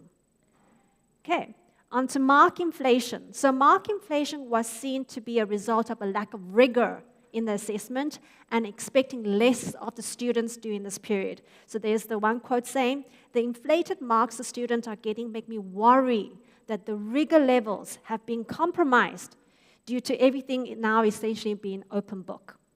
Another one saying, "I also feel that the assessment process is expecting less of the students, and as such, the learning outcomes will be compromised." Lack of time to design effective assessment. 46 of the respondents reported challenges with developing quality assessment. So the one quote saying, "The transition was too quick to prepare a better method of engagement with students, and adaptations to assessment and evaluation are reactive instead of proactive." Okay. So another one saying the suddenness of our switch meant that there's limited scope for improvement, particularly in terms of tailoring our assessments to students now being in an open book environment. And lastly, saying that the quality of we merely translated what we had to the online platform. Okay, and then generally the last point, it was just general insecurity. We're just simply not sure. Okay, so the one quote saying that the teaching and learning space becomes all-consuming, and there's a little sense that there's limited deep learning happening, that the results being achieved are not related to actual knowledge gained by students. Another one saying that remote teaching works to a certain extent. However, it is hard to judge class preparedness or understanding when you cannot see people. So sometimes, linking seeing to doing somehow. Last one, despite creating unique questions for each student in a class, I'm still unsure about the quality of student work and am unsure that students do not cheat in some form. Okay, so in terms of the survey, we also asked them about the future of learning and assessment, and 79 of the responses said that the future is blended. But quality of assessment was seen as a crucial indicator of quality of blended learning. So 89% indicated that it was very important to have measures to ensure the quality of assessment. And in terms of areas that support facilitation skills, and the next online assessment, and the next online design. Okay, so that data provided us a kind of a quantitative view of students' experience. Now we're zoning a little and presenting data 2, which is a collection of assessment practices during this period. And the reasons for collecting these kind of assessment practices was, one, we aimed to collect examples that were considered to reflect sound practice so that we can get inspiration from these good practices. The other one, though, was also to share and reflect on examples where assessment did not work well or as planned, and then try to understand why. And then also we wanted to develop an understanding of the ecosystem of online assessment practices at UCT, and also to deepen the analysis of student performance during this period.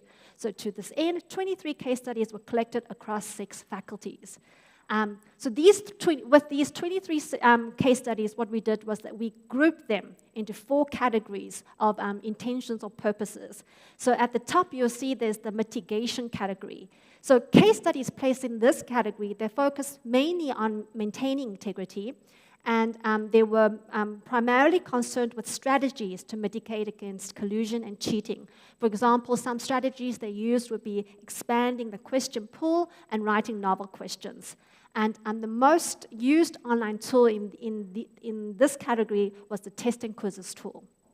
And then there was another category, the holding patterns and difficulties category. So case studies placed here exhibited struggles with online assessment, and they were mostly practical courses, for example, for music, law, and health sciences. Then at the bottom, we have a category called expanding, enhancing, and adapting. And case studies placed in this category, they made small changes to existing practices, but many of them also recognized that communal and collaborative practices around assessment improve the quality of the learning experience. And then lastly, we have a category which is called transforming assessment. So case studies placed in this category involved a redesign of the original assessment. And it was noted that the new forms of assessment are actually better in practice. Practices mainly employed what I will say later on a strategy which just says migration. We merely had what we had on the face-to-face, and we kind of just migrated these online. But the categories at the bottom, the expanding category and the transforming category, these case studies kind of looked at the possibilities of the online space. They considered the possibilities of the online space. So for example, one of the lecturers talked similarly using the test and quizzes tool, but in a different way, as formative assessment, knowledge checks at the end of the week. And this was said to work really well. And they also looked at kind of collaborative practices, the various tools that can enable collaboration.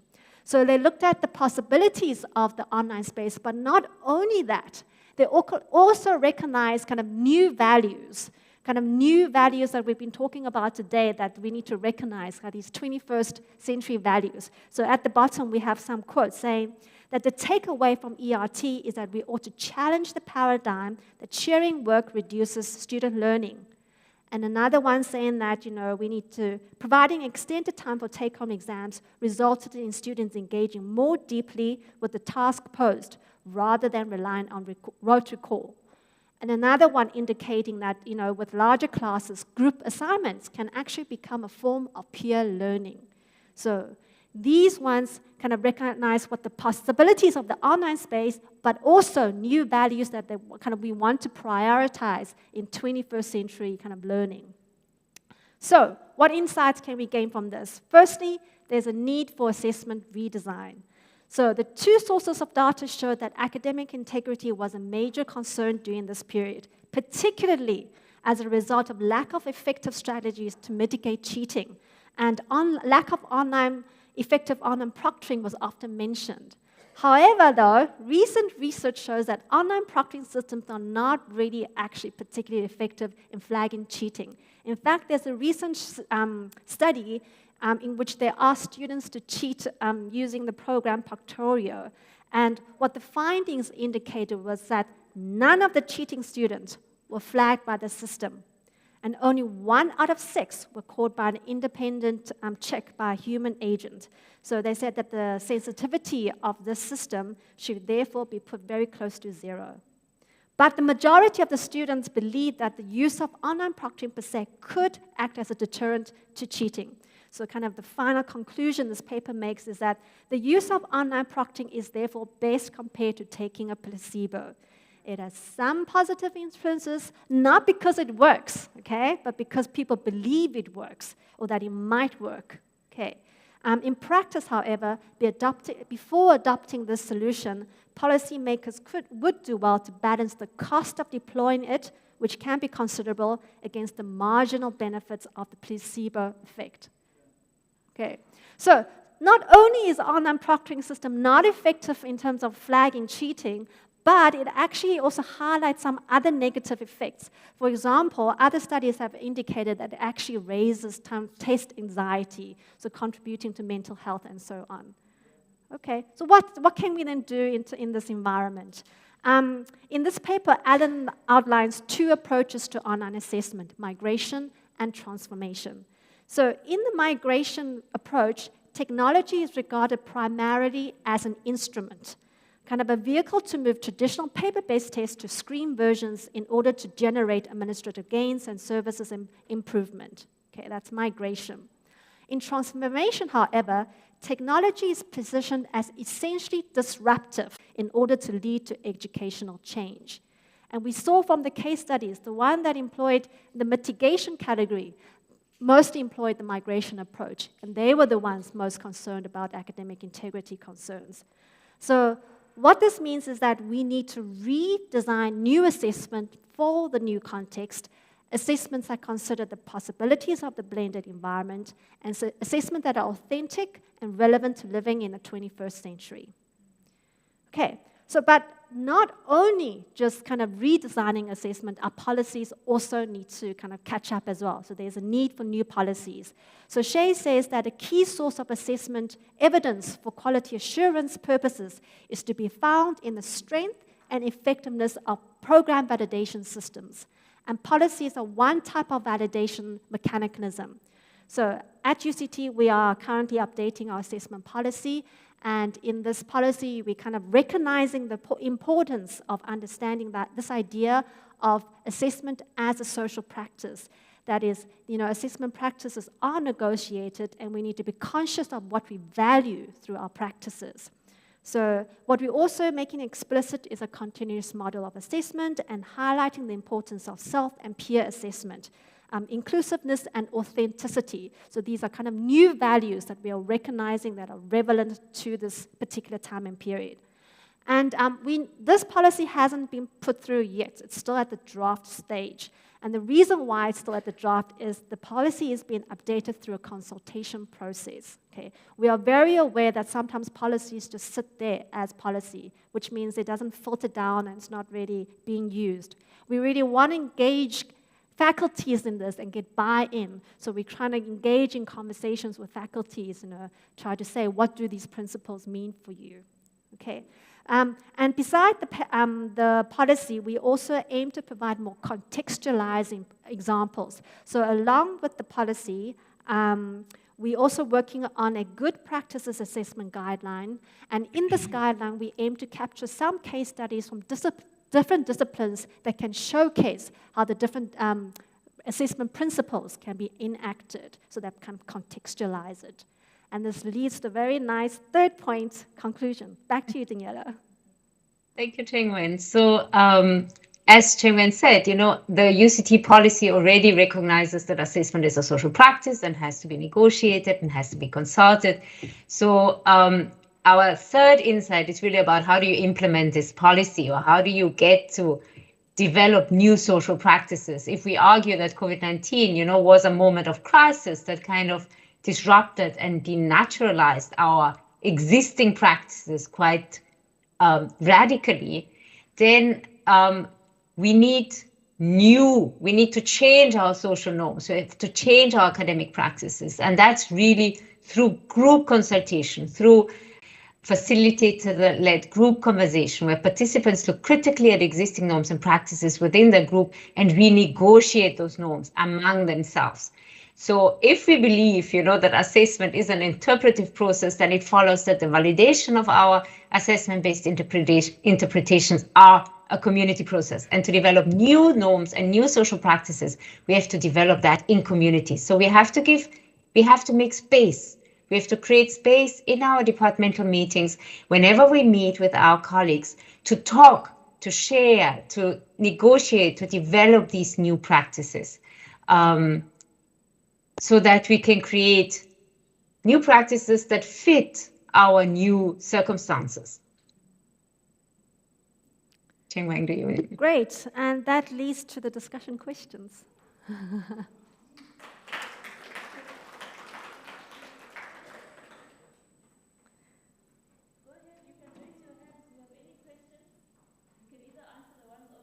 Or if you have your own comments or questions, go ahead.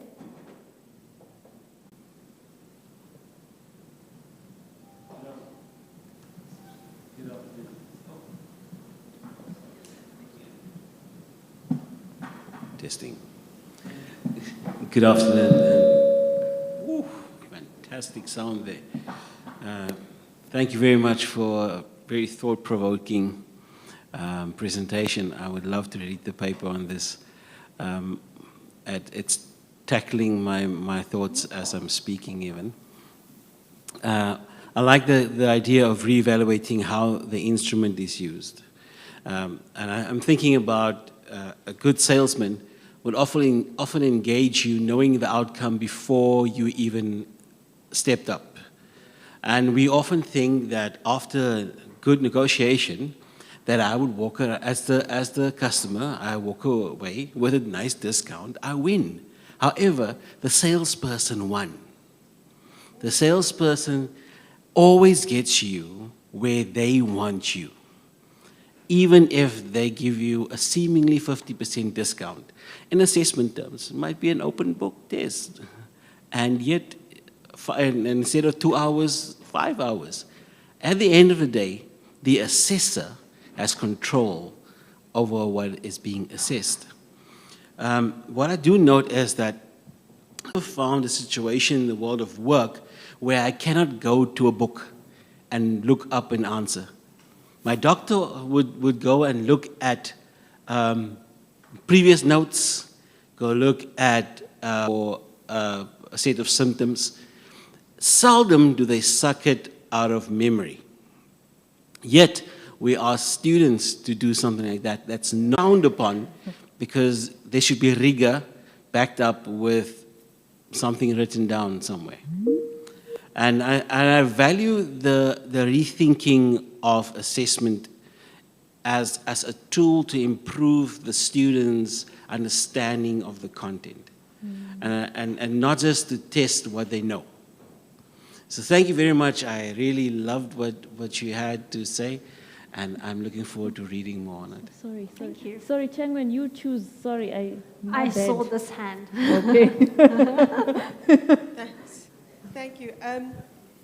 You know, sometimes ideas come too soon, and then they sort of don't get traction, and if they don't get traction, they get poo-pooed out and that type of thing. And it's interesting that we're talking about, you know, world of work readiness and that type of thing. So one of the assessment is authentic assessment, which would, you know, would respond to that type of thing. And another, almost a real life assessment is an integrated assessment where theory to practice and so on. So what are your views on those, and would you consider those as being a rethink of assessment? Yes, although authenticity has been around for a really long time. Correct, and yes. it wasn't picked up. Also, the idea of that's been put forward, assessment as a social practice. Yes. It's been around for a long time. It's not particularly new. Yeah. But the time is right now. Yes. So and it's thanks to COVID in some ways, which disrupted event and then caused us to rethink. And so so that's why some of the colleagues always go back to Aristotle. They always have to say, Aristotle somehow got to figure it out, even though we're in the 21st century. Thank you very much for that insightful presentation. So for me, just linking the issue of employers, I mean, how do we convince them, especially in terms of the quality? And also, how then do we justify and link the observed increased academic performance? So I'm talking about all of the success rates that we saw in 2019, 2020,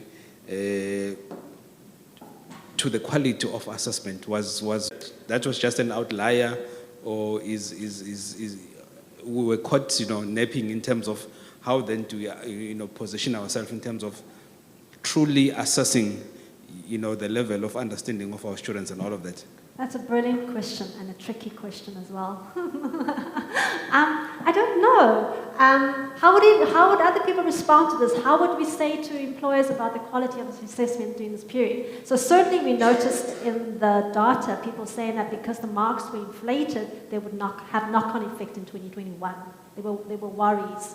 And I don't know how would you respond to employers and professional bodies about assessment during this period. Could you say, did they truly reflect it?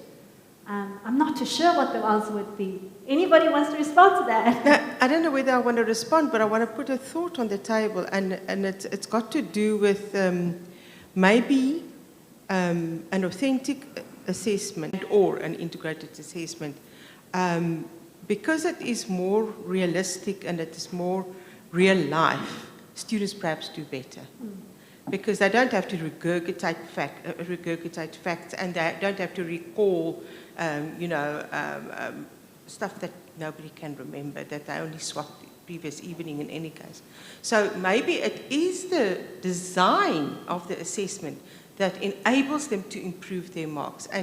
And therefore, you know, we can't look at the inflation of marks, and we dealt with it ourselves. So you can't just look at the inflation of marks as, no, it was easier. Maybe it's because it was better that they performed better. You have two comments online. Sorry. I don't know if Mev R, that's how it shows on my phone. Sorry, small screen, so I can't see full names. I don't know if you want to actually switch on your mic and comment. I can see two here from Lorica and Mev Rolani Bosma. Yes. And Lorica says, you know, the presentation emphasized the importance of addressing academic, how we think about assessment. And then Mef Rolani says, Einstein said, never memorize what you can't look up, and we're still doing the same. You know, our entire schooling system is based upon the principle of students being able to regurgitate memorized facts. Even experts refer to sources. So it should be more important whether the students can apply the knowledge. Absolutely. No, very true. Any more comments, questions?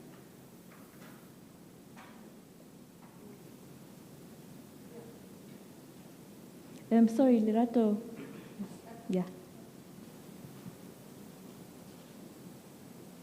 Okay, mine is just an idea to put out to us as institutional researchers and quality assurers. I just wanna, can you guys, I just wanted to say for us to ask ourselves, how do we get ready for something like this, like a pandemic? Next time it won't be a pandemic, it might be a natural disaster that disrupts us. How do we get ready for such changes? How do we get ready to be able to continue with learning, to continue with teaching, even though there are some disasters like this or emergencies like that? Thank you. So I don't think we can ever prepare for like an emergency, mentally. But we see with the COVID experience, a lot of people, right now, we're saying that although we're in a blended hybrid mode, so at UCT, we've been saying you need to be prepared to move on to online if you need to. So that's why the blended approach model, is kind of gaining traction. So if you're just doing face-to-face, and if the next something happens, then you're stuck. But if you're prepared to have both modes, then you can go either ways. Yeah. So.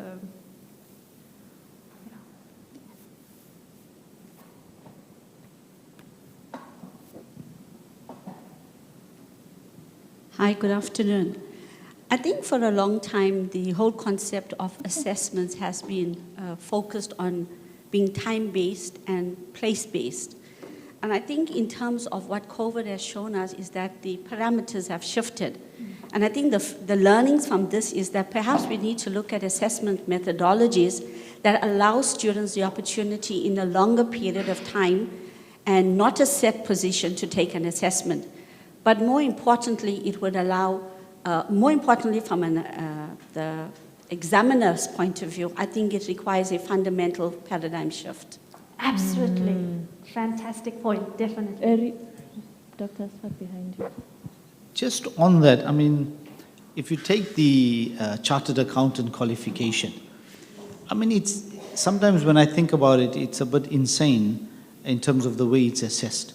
And all due respect to all chartered accountants and the likes. I mean, it doesn't make sense at times. You got to write these exams one after the other, carry all of this in its open book, and yet we see the pass rates that come out for people to write the board, or even those that even pass the board. So is it the rigor in which those assessments are set that creates that scenario where not everybody can pass? Or is it the level of teaching and induction and training that they go through? I'm not sure. But if you look at even with COVID, I mean, that entire CA world didn't move at all. It didn't shift. It remained the same, right? And I asked myself, what's the value of that type of assessment? Are we creating just another CA who is really good at manipulating numbers but not understanding the broader aspects within society? If we take, on the flip side, if you take the medical schools, and we're hearing this year what's happening in KZN, a lot of it is getting very changed. The way they do the assessments. It's open book, it's oral exams, it's multiple choice, but with rigor. All right? So how then do you translate those into other avenues or other faculties or other areas of education? So those are the kind of things that are kind of in my mind. And I think we are challenged even from a business school point of view. How do we translate those things to make them better? The argument of open book, I mean, those things have been going on for forever. But have we really exploited it to the nth degree, you know? Even the multiple choice, the quizzes, how do we translate that to make that real? And do we really have to put that student through that exam period of intense, sometimes, I don't know, sometimes maybe just mental health and all of those issues? And how do we transform? I think those are the kind of pressing questions on my mind. That's a brilliant point. And actually, so I said we've been engaging with feedback for the policy. And with some disciplines, they've said, you know, how is this going to work? But particularly for those, you know, that have professional bodies governing it. And then some have said this is the perfect opportunity to engage with professional bodies. So lecturers now have to stand up. You know, so we talked about assessment as a social practice, right? The group, you know, the faculty, the discipline now needs to make decisions. What we value in our assessment practices. And if we decide on a set of values, then can we negotiate with professional bodies? So I think there must be, I heard, because we've been having some curriculum review workshops at our institution, I heard that there were dialogues happening. But then that requires us to kind of step forward and engage in conversations with the professional body. And they might agree with you that this, you know, timed, long 4 hours assessment doesn't, you know, quite speak to the real world. So that engagement dialogue is important.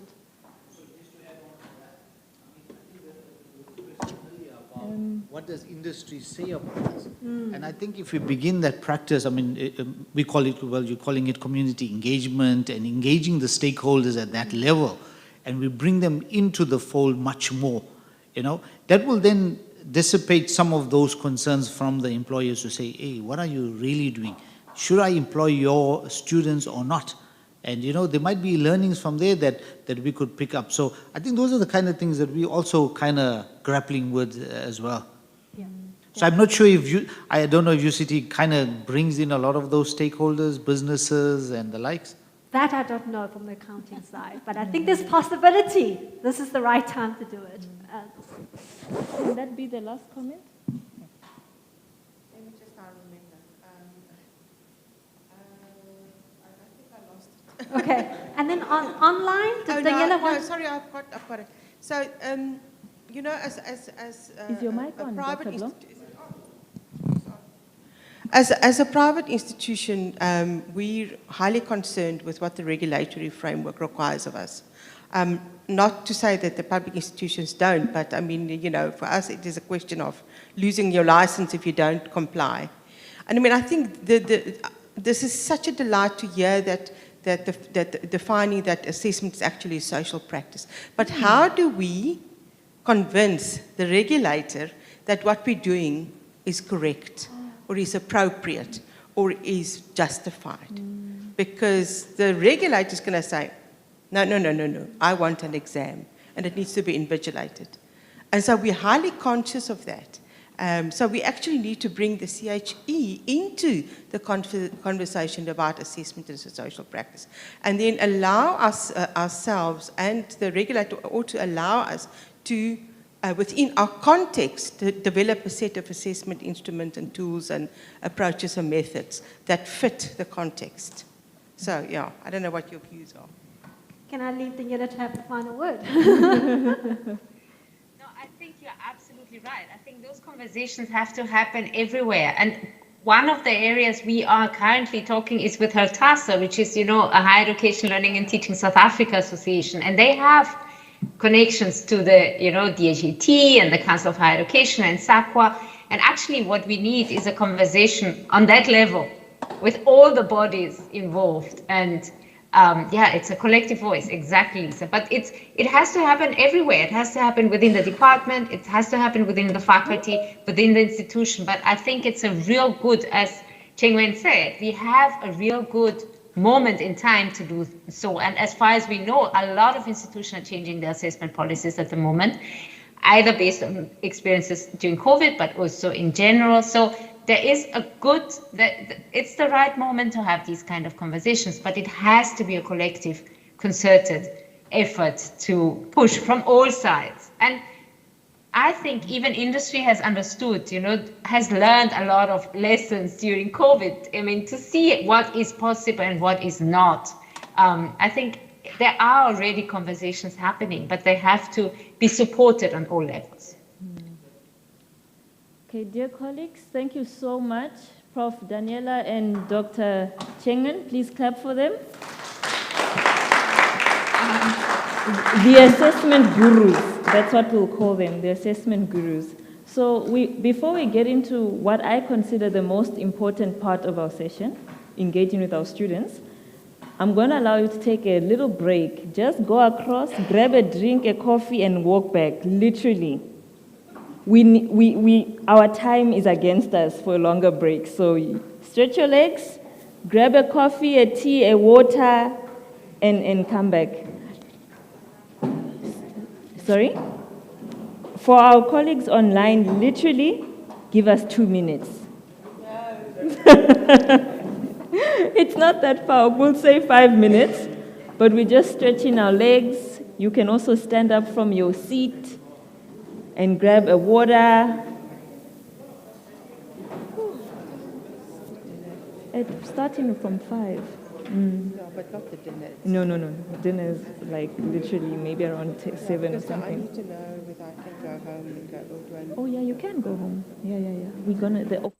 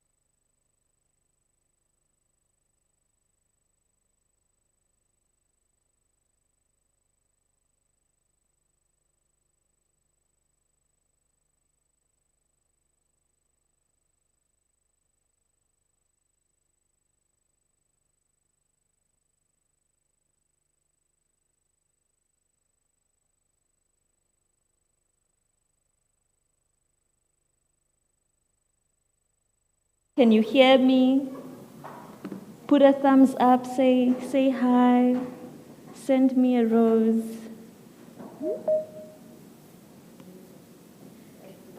I'm not sure what just happened, but I heard Teams do something. All right, so,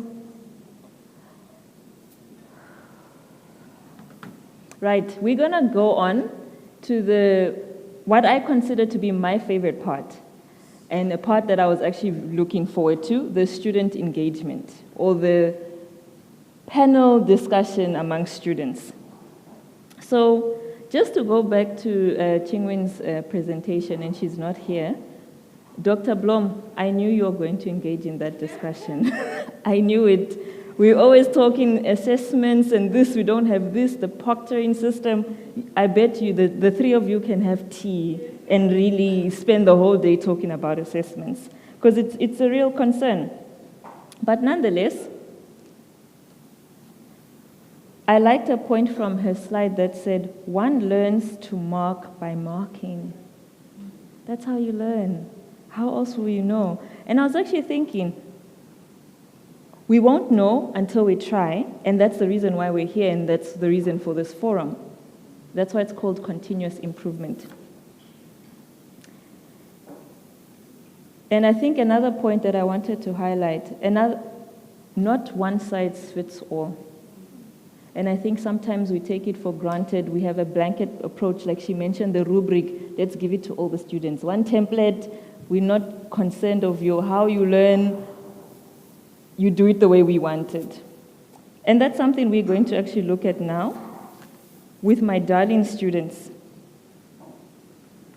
Dr. Karen's presentation, she actually said, communities are living organisms and require gardeners, not mechanics, to provide them with leadership.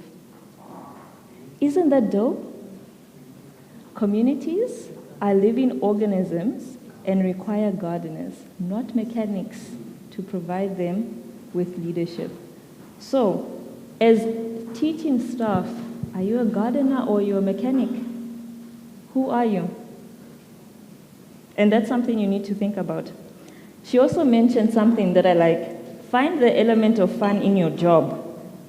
Stand on the table to have a different perspective. And I love to do that. I'm a very different quality practitioner, I think everybody has noticed. But I want to stand on the table and I want to have fun while doing quality. Because then how else am I going to get you guys all involved with me? The student's voice, like I said, you guys are very important, so I need you to talk to me a little bit. First, the young man on the bottom there, that's Lance Latola. He is a BCom law student at Regent Business School, and he has a desire to learn and develop the necessary skills in business management, as well as gaining in-depth knowledge of South African legislative system. His dedication and hard work made him stand out amongst his peers, which opened up more opportunities for him to grow. Lance finds joy in tutoring people of all ages and at various levels of education. As an innovative young man with a business mindset and entrepreneurial spirit, he strongly believes that the future is in our own hands and can only be what we make of it. His hobbies include vlogging, playing football, reading, writing music, quotes, and slogans. And I'm surprised that his phone is not out, is live streaming this moment. I'm the cameraman. Wow. I'm very surprised. Then we have, I actually had it in a specific order. You're not sitting in the order that I put this in, but it's fine. Isetu, the young lady right here, wave so they know it's you. This is Isetu, who is a motivated and ambitious graduate from the University of Cape Town. She completed her Bachelor of Arts in African Languages and Literature and Anthropology in 2001 and is currently completing, 2021. Imagine. She's currently completing an honors degree in African Languages and Literature at UCT.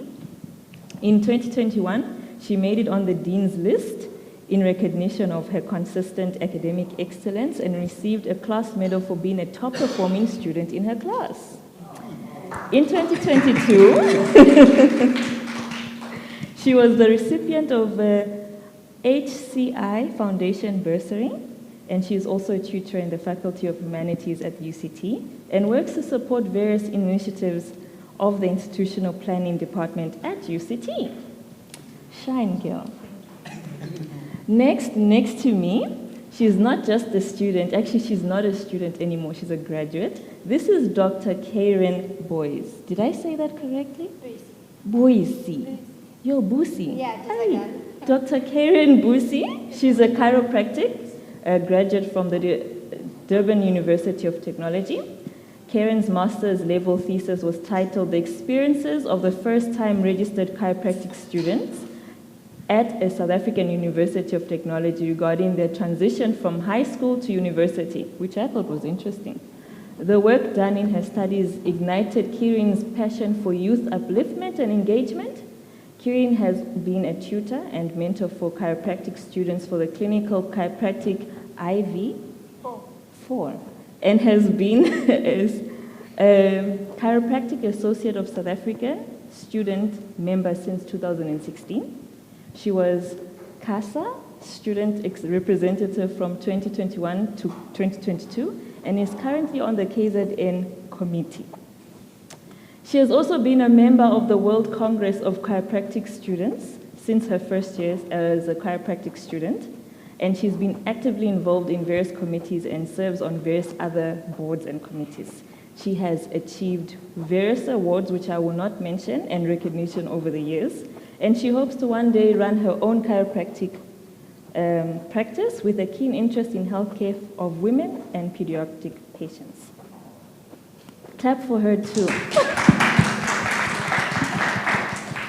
Then we have Kulasanda. Sunday, yes. Numalo, known as Kula. I just call him Kula. He is an energetic community outreach social media influencer with experience in creating content and mentoring youth programs in media communities. He is successfully running his own business called Zwedi Multimedia. Zwede, hi, which focuses on creating jobs in the media space. Kula was appointed as brand ambassador for Honor, which is a sister company of Huawei and MTN, for the first part of this year. And he's currently completing a diploma in IT management at Rosebank College.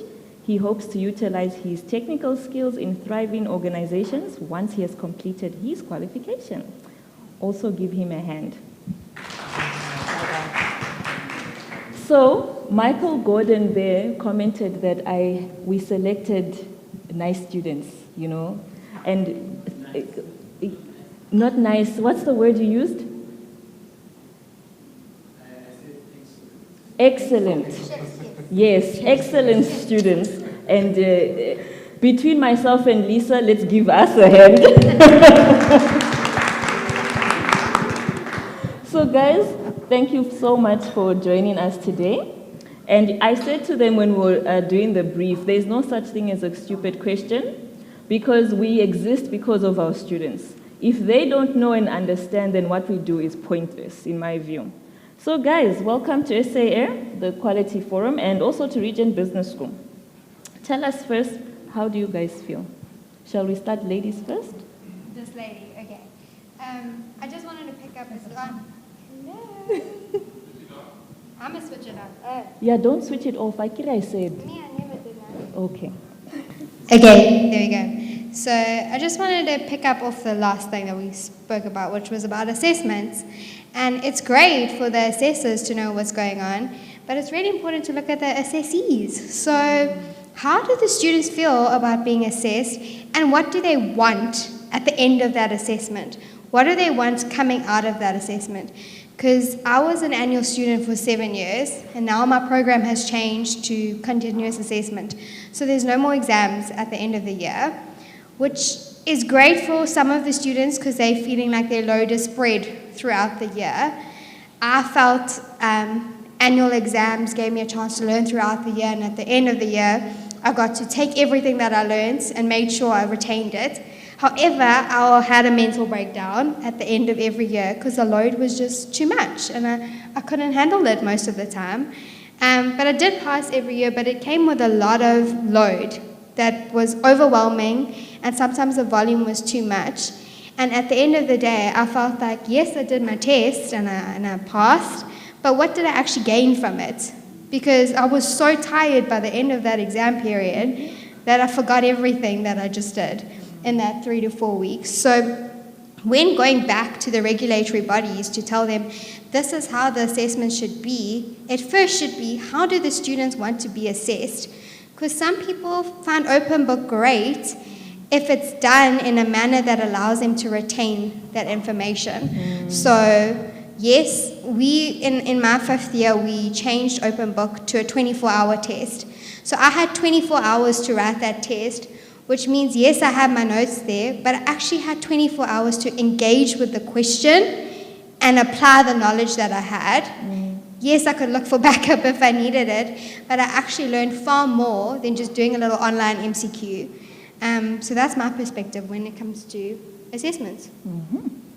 So Isetu, same question, how do you feel? And you can share anything that you want to share based on today. Okay, greetings everybody. Firstly, it's very interesting to me that all the presentations that were given today, all the research was done about lecturers. There was no study that was taken to test about like the student perspective. So I feel great that we get to speak on that because we play a very crucial part in the institution. Quite frankly, there's no institution without the students. So it's not enough to speak for us and about us without having us say exactly what our experiences are in these institutions. No, thank you. Goes back to the point of community of practice and engaging with others.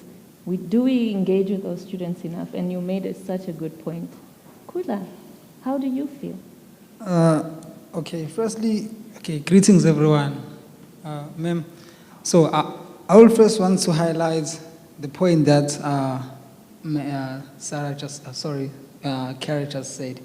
Okay, so you call it a 24-hour test, that's what you call it. In our institution, we call it a take-home test or take-home exam, which it's another way of assessing students if they put it that way, because compared to what you are just supposed to come, sit an hour there, have your books, everything that you have. So according to me, I feel like that is, not a good way for showing who a person is really in terms of academics and what they've learned throughout the year. So with me having my books there for an hour, I think that proves enough compared to me having my books for 20, to us it's 12 hours if I remember correctly, it's 9 to 9. So you get your paper at 9, you need to submit it at 9 at night. So that's when you are given that time to do your things. So I feel like that does not show exactly who the person is, because the rules of that says you're not supposed to sit with Lance who's doing IT management. Same module, maybe it's database, you're not supposed to sit with that person. But how can I not sit with that person when I'm in the same room with that person every day? So that just proves to me that if I want question 1, Lance, what is question 1? Okay, I'm just going to draw the database, draw it and then send it to me. And then I just, you call it paraphrasing, we call it spin balls. You just take it and then you take what was here and you change exactly how it was, and then I send it to you, sir, and then you just mark what was there, and then at the end of the day, you thought we followed the rule of don't sit with one another. And then I think, you said we should cover everything. No, cover what you can, and then we'll continue. Not everything. Okay, just for now, I'll go back to Lance, because I feel like I have a lot of questions for Mem Blom. Okay. Dr. You know, Blom. the networking dinner, at the networking dinner, sit right next to her and talk the whole night. Ne? Thank you very Lance, much. tell us, how do you feel? About assessments in general? In general, not about assessments, but anything that you could take from today. Okay. Guys. The first thing that I would touch on behalf of, if I may, definitely all my friends back home, all the students at Regent Business School, is thank you. A warm, heartfelt thank you for the effort and time that you guys put in as educational administrators and executives. Like the time, the effort, the framework, everything is just, beyond, you know? And here we are just thinking, this guy wants me to fail. But it's not even like that. It's not even like that. Like, what I definitely like doing as a future attorney is like thinking. So I would say that is most definitely what you guys have been aiming to make us do, you know? Because if you go through life just doing things in a certain way, you'll never grow. So Kieran mentioned something specific about like assessments, right?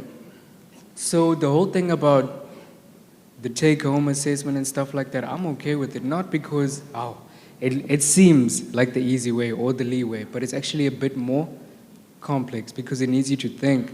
The question won't be as simple as just, copy, paste. Never. That's not how it is in life.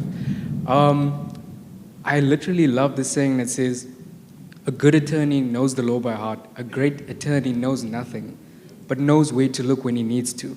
And that goes for the way that we are taught. It's about the way you think. It's not, can you recite this for me, but can you apply the practicality of everything? So I'd rather be a practical person than a theoretical person. But thank you guys so much on behalf of everyone. Thank you. Thank you, Lance. Sure. Hey, you can clap for yourselves, Regent. Did you hear what he said? Mrs. Hussein, did you hear? You are doing a great job. Thank you, sir. Okay, yeah, I'm getting there. Okay. So I want to ask you guys a question, since we are on the topic of assessment. Here you were, you had to come to school and write exams at a specific venue. Do you guys feel that you were thrown under the bus? When we changed now, online learning, online assessments, do you feel you were thrown under the bus? Wait, isn't like when you change from normal to COVID normal? Yeah, to COVID normal, yes. I think in the term, yes, ma'am. Like I'll speak for, I'm not sure, okay, the lady I was speaking with was there. So I've once had a chance to be in a class where there's 50 people, high school-wise. So you understand the mentality of those people, the underprivileged. And then I've once had a chance to be in a private school where there are 9 students. And then in that 9 students, it's like it's easy to know your name. In the 50 students, like you can't get everyone's name. You know that. Yeah. So with that being said, not everyone knew what was supposed to be used during Corona. If I remember correctly, I was doing matric by that time. If I remember correctly, okay, I was happy because I had a lot of pressure. You know how we go to matric and like, your matric is hard. Yeah, you're not going to have time, everything. And then when Ramaphosa announced for that 21 days, I was like, oh, thank you very much. Not knowing that it was not going to be 21 days, but I was happy. I don't want to lie. And then in that 21 days, we had this thing of like, okay, teachers, I think we had 3 days to go to school, and they knew to give us things that we needed to study for that 21 days, so that when we come back, we felt like we did not lose anything. And then after that, they introduced the MS Teams and Zoom. So with me, that threw us under the bus. Like, you know how students were not ready to have emails at that time. There are students who don't know anything, Gmail or iCloud, they don't know that thing. So with you saying, I will email that thing to you, it was like, what's that? What's an email? Like, what's an email? Like, you don't know what it's like you're showing them things that you have never shown, the basics. It's like you can't use MS Teams if you don't have emails. There are schools which don't have Microsoft, which does not pay for Microsoft. Or if they do, they don't give access to students. So when I go to Microsoft, when I buy a laptop, I need to pay 2,000 something for that software, not knowing that Regent IT support, maybe they can give me that software. So we only knew that after we came back to the new normal. I think Prof spoke of the new normal. Nothing has changed, and nothing has changed, and nothing has changed. Something like that. Everything has changed. No, everything has changed, and nothing has changed. Yes. So in that, you asked the question. You asked the question, what is the normal, or what is normal now? And I think Musi Maimane puts it very best, in a best way of saying, this is the new normal.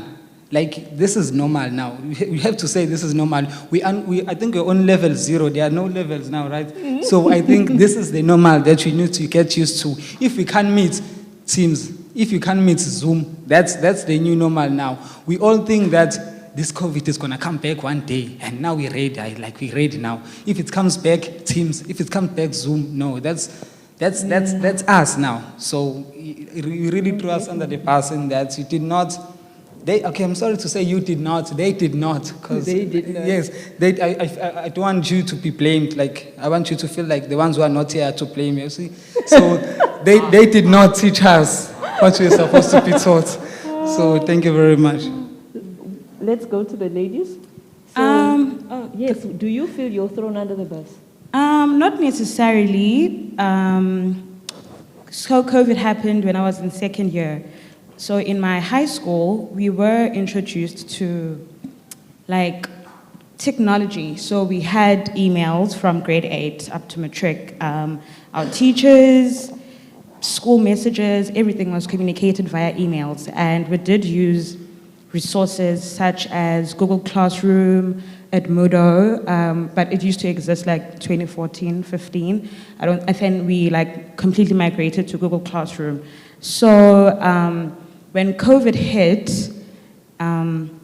it was a difficulty, of course, because now I had to apply those, but in a university context and not in a high school context.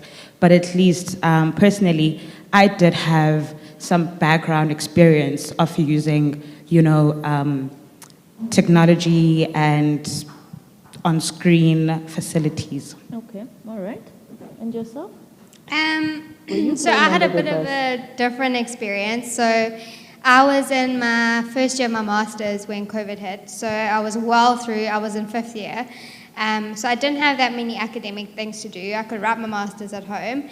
But I was fortunate enough that because I was a master's level student and there was about 16 of us, we were allowed to write our tests at campus. So I didn't have to make that transition onto online learning. I was able to continue with that. However, I did have the psychosocial impacts of COVID on me that affected my learning. And that's what threw me under the bus. Instead of being comfortable with the fact that I'm going to varsity, I'm learning, doing my stuff, getting on with it, I had thoughts of, is my mum going to be able to go to work and pay for varsity? Am I going to die? What is this all going to be for if the world's going to end and is my degree going to mean anything? So as much as I didn't have the impacts on my education from that view of not being able to cope with the new way that it was, I was suddenly thrown into a new way of life that was filled with anxiety that I never had before, and I was not equipped with the knowledge of how to manage it. And that help only came later on, which, had I not been the person that I was, could have been detrimental because I didn't know how to deal with that type of stress while trying to do a medical degree. So, yeah, that was my experience. Lance, were you thrown under the bus? I will be honest, yeah. Thrown underneath the bus. I mean, when I heard, you're writing an online exam, at first it was like, yo, that's new, but okay. So I wasn't really thrown underneath the bus. At first, I saw this thing like, I'm gonna kill this, come on. And I did. But the whole thing of the online exam, at first, I felt like, hey, I'm gonna stop growing here, man, Or this might be the point where I stop learning, All my life throughout high school, I had to learn things and then go to a class and the teacher can ask you anything from A to Z and you can be like, what's the answer for M? Hey, you have to it's D. So now having it there, the mental files. Yeah, you have to scroll, search bar, but when you have the textbook with you, you can be like, which answer do you want? I have them all. I was like, I'm gonna stop growing now, man. Like, is this a good thing? That's genuinely how I felt, more than being thrown underneath the bus. I was like, at this point, there's no reason to fail, but I don't think I'll grow much from this. But I would actually encourage students like watching this, if they do that, like to embrace the direction that education is taking when it comes to integration of technology, because certainly we've heard in these presentations that have taken place that the sage on the stage, he becomes the mediator, something like that, right? On the what? The guide on the side. Oh, they're even making it rhyme so you don't forget it. So he becomes a guide on the side. The point of that is to equip you, to make you a resourceful individual and independent, you know? So you're not like, I'm going to ask ma'am tomorrow, but rather sit down and figure it out. And I think that's the type of individual that I would like to be. For anyone watching this, I don't know who you would like to be, but yeah, thank you. No, that's a nice one, actually. Especially for students in the distance learning environment, I wish they had that sort of mentality, because they all want to just be spoon-fed. And I see my colleagues shaking their head, and it's, in the distance environment, it's quite challenging to have to deal with that. Yes, quick comment, yeah? Okay, just a quick request from, firstly, ma'am, I've read each and everyone's profile here, and I saw that you are high people in what you do. Thank you very much for being here and honoring the time. I have two requests that you can take back to your students. I think everyone here deals with students. Just the first one, there's a subject called computer applications technology.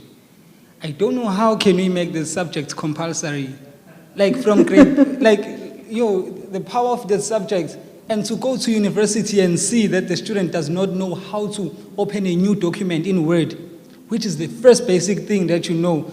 It's a shame, but you cannot show that it's a shame because you know that they are not privileged. They did not take the subject, they took whatever they took, and now they're not using it. So I don't know, like I see, there's a president here, there's a professor, there's a doctor.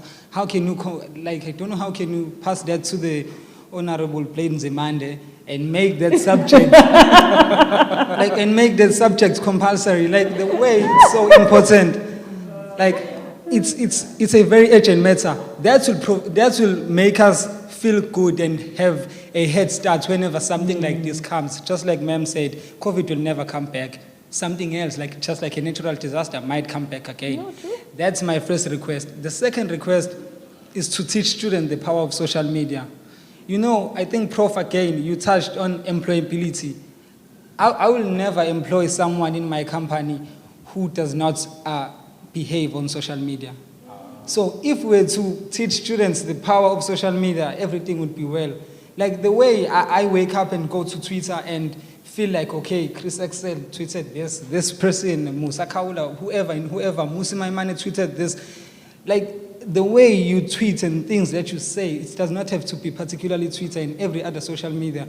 The things that they say, they portray 100% image of who they are. So if we were to teach them to at least maybe just say good things, even if you don't want, just say, today I woke up feeling productive. One day I might be your boss. In 2 months I might be your boss, and then I ask for your social media. I remember you asked for our social media handles. I was very nervous on that. I was like, okay, let me just go first and check and delete what she does not need to see. Maybe she's just going to go to Facebook and check, okay, Kula is posting this and this and this. You never know. So if we were to teach our students the importance of social media is good and bad at the same time, 100%, 50-50. So if we were to teach them, and those two, and computer applications technology to be compulsory. I know you're fighting for history to be compulsory. For me, I feel like not history. I did not say not important, but so cool. I'm gonna say this so we can move on. Send me an email. I'm going to send it to the director of teaching and learning, and 100%. She can look into it. Maybe we can't speak to the Minister of Education, but we can certainly try at Regent. I can write you a proposal. Okay, thank you very much. Don't worry. So guys, I wanted to ask you this question because I'm curious. I have all these ideas in my head of how I would like to change assessments. But if you could change the way assessments are being conducted, how would you change it and what would you do? Can we start? Ladies first. So I think if there's going to be any change at all, which is important, change is a constant, it needs to be facilitated. So if we're going to be looking at a new way of assessments, a new way of learning, a new way of teaching, the skill set needs to be there first. So we can't just jump on the bandwagon without knowing how to drive it. So the first thing would be to, one, equip the teaching staff or the administration with the know-how of how to go about with this new method. And two, facilitating the new students into that method. A lot of our biggest problem is the fact that our Department of Education for basic learning and our Department of Higher Education is not on the same wavelength. Students get to university and we expect them to do all these grand and great and amazing things, which they should be able to do, but they're not at that level yet, and it's not the fault of theirs. It's because they have not been provided with the means to do so at the quality of education that they're getting in the public sector. I was fortunate enough to go to a private school. I worked my butt off to stay there, but I was fortunate to have that opportunity. And it set me up for success, and I will admit that any day. Had I not had that foundation, I would not have performed as well as I did at varsity.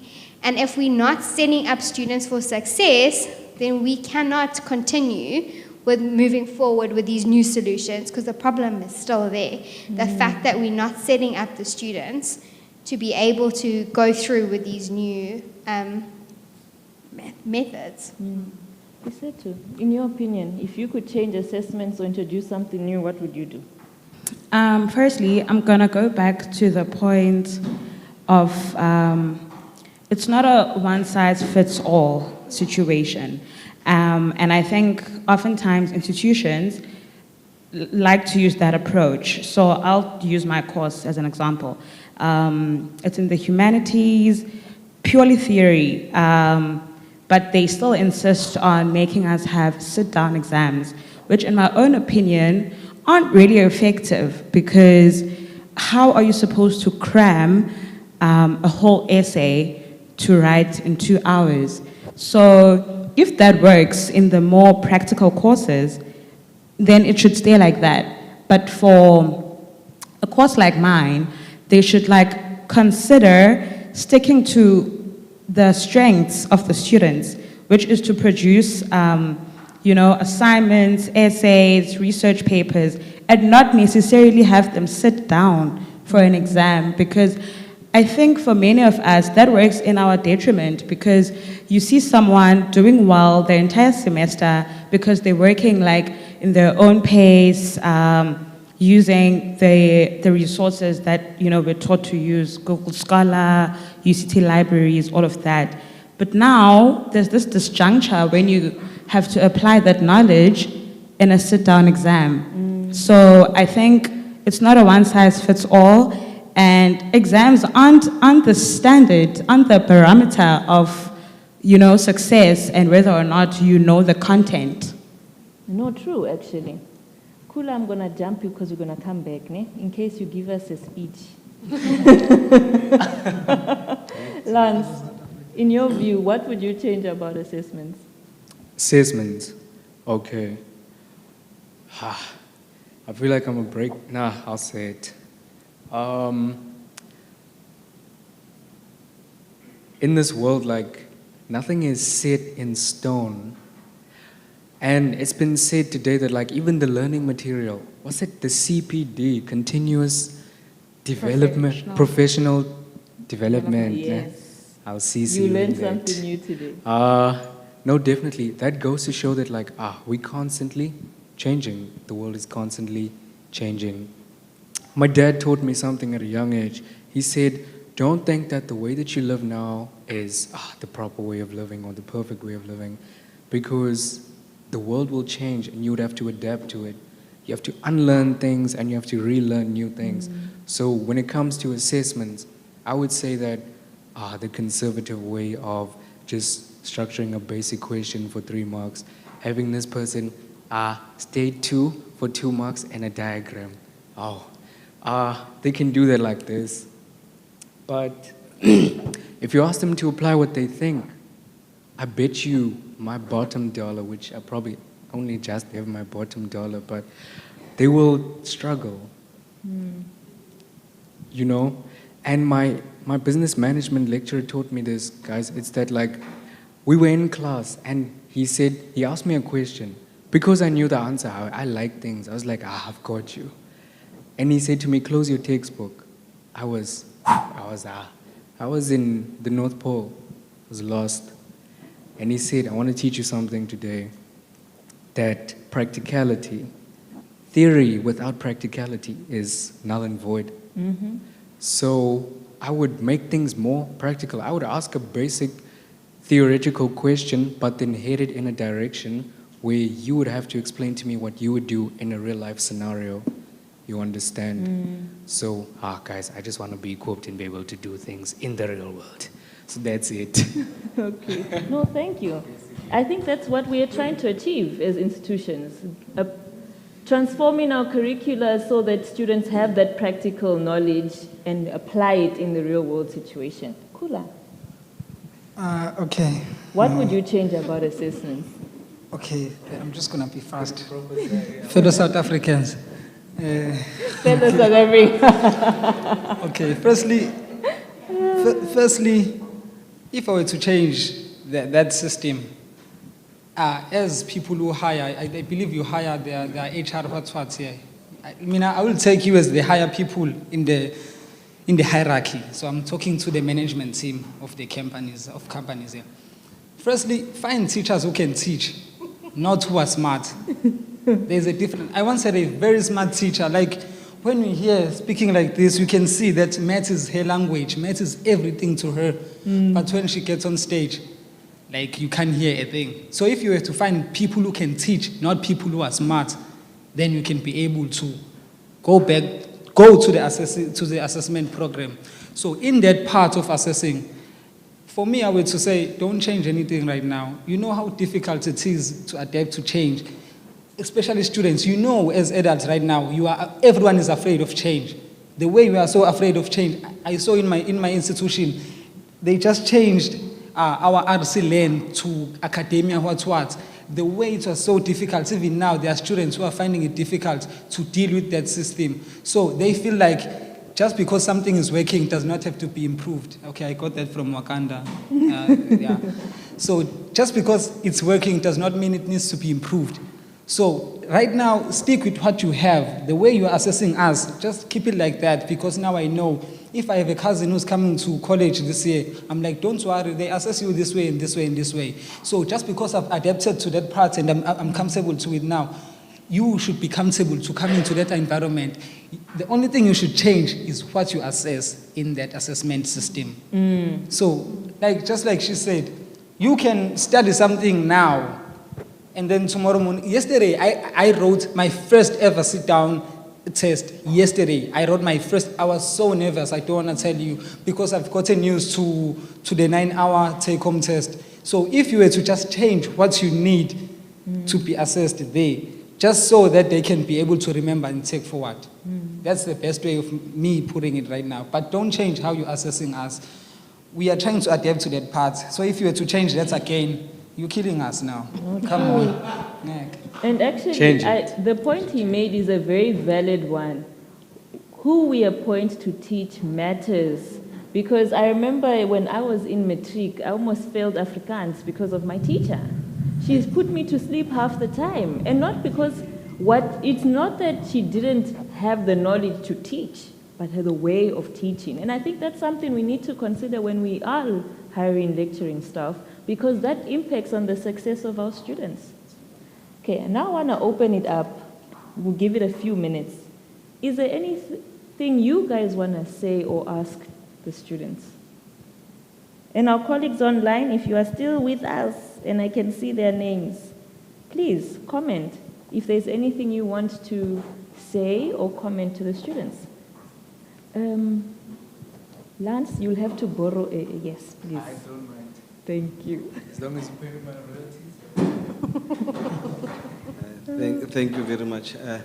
Thank you for your inputs. They really opened my eyes, and I believe the eyes of my colleagues to your perspectives. Am I allowed to ask anything more specifically related to assessment? What I am interested in is that the disjuncture between high school and university. You know, when you go to university, you should know where you will find academic support, where you can go for mentoring, where you can go, for instance, if you need to see psychologists or social workers, where the library is, where the classes are, where the labs are. So basically what I'm asking is, how did you find, where the universities, the institutions you studied in, did they provide mechanisms, did they put systems in place that made that transition smooth from high school to university? How did you find it? How was your journey? I'll start.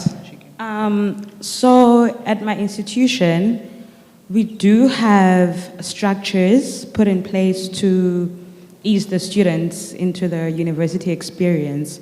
Firstly, I'd like to speak on the role of tutors. I'm a tutor myself, and tutors, honestly, are the backbone of the universities. Like tutors, they have all the university on their backs. I mean, in first year, you come in, they do tell you about services. So we have student wellness, we have writing centers, we have quite a lot of things. But usually students, I don't know if they forget about those things, like during the course of their academic careers, or they become negligent. But I mean, tutors play a pivotal role whereby they are able to assist students, and sometimes tutors like become these all-rounded people who provide you with many different aspects that help you navigate university. So they'll tell you about where to find student wellness, where to find academic help. So yeah, at my institution, I would like to commend the tutors on that part.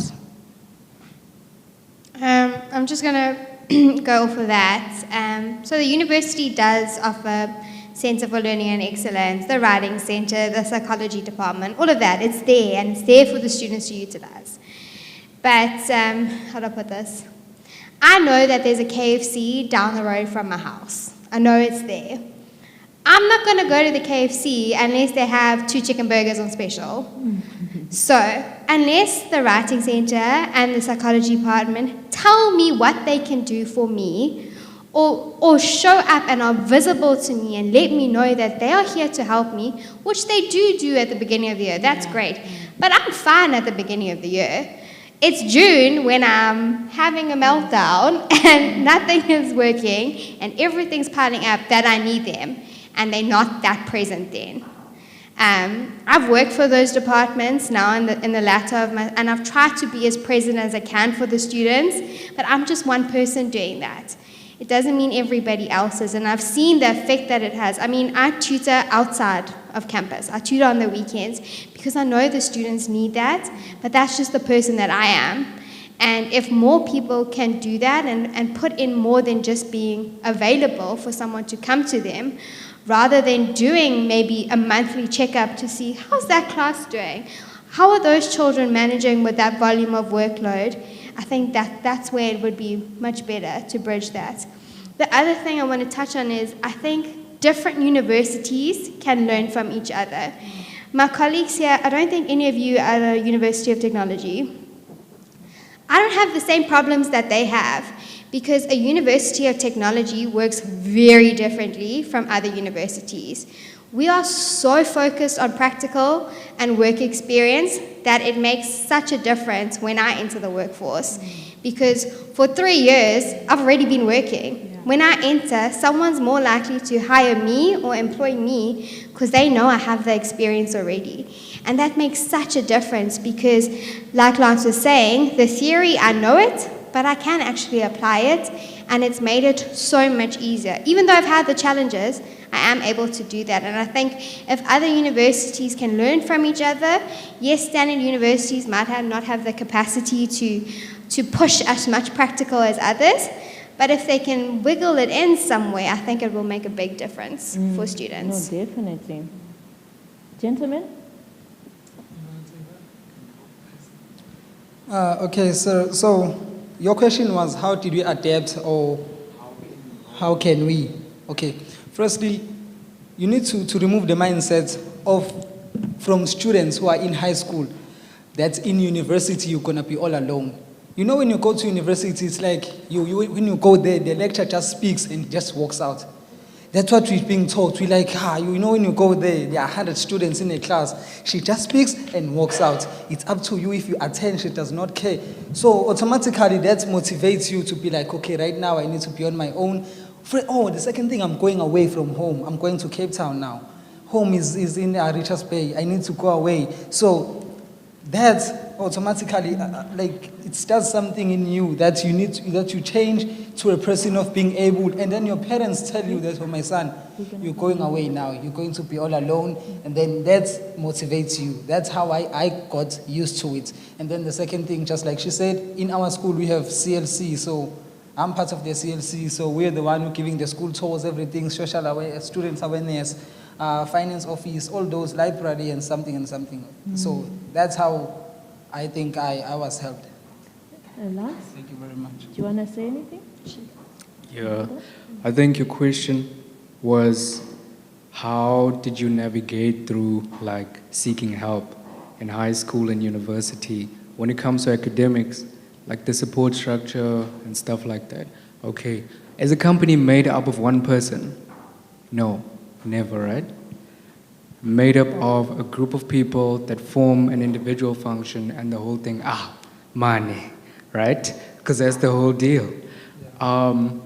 Same as within academics. Find someone that is doing the same thing as you and work together.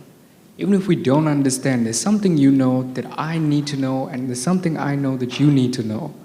And at the end of the day, we won't be where we started. So you can form a study group. You could literally motivate the students. Hey man, if you don't want to approach third years and literally the people that the school appoints, if you not like that, then find someone that you can study with and stuff like that. Because it definitely helps, and you will see a significant growth in their participation in class, not only regards to their grades and their achievements and whatever it might be, but they would grow before you as a student. I would say that, yeah. Okay, I just want to add on quickly. I usually say to some of my students and students generally, sometimes your silence will victimize you when it comes to the institution, like the university space. I always say, reach out. Oftentimes, the university does not want to fail you. Its job is not to send you to failure. And I remember at the beginning of this year, I had problems with registration, whereby they didn't accept me for a course, they took me for another one, so I had to sign a whole lot of forms, and it was taking slow because, admin, beginning of the year, is quite slow. But you must take it upon yourself to reach out, take it from department to department. That's what I did. I first look at the primary person who sends me the emails. Because you have these resources. You have Wi-Fi, you most probably have a device, you have internet. Type there, search, head off in, email those people, don't keep quiet. I literally, my case, the dean had to be part of it because I was like, I don't understand why admin is taking too long to process my registration. So don't be silent. Don't be silent. The institution really does not want to fail you. It's not its job to fail you. And oftentimes we think that they hate us and they want us to fail, but it honestly does not look good on them if they let you fail. So reach out to people. No, thank you. So we are a bit over time, and I allowed for it because this is the most important voice in all our institutions that we needed to listen to. So we're going to conclude. And those of you that are joining us at the evening dinner, Kula, go sit right next to Dr. Blom. Ask her all the questions you want to ask her. But the conversation will continue at our networking dinner. It's unfortunate that our colleagues online will not be able to join us, but certainly tomorrow they will have another opportunity to share and engage with you. Thank you so much for sharing. You indeed are excellent students. Can we please clap for them? Round of applause.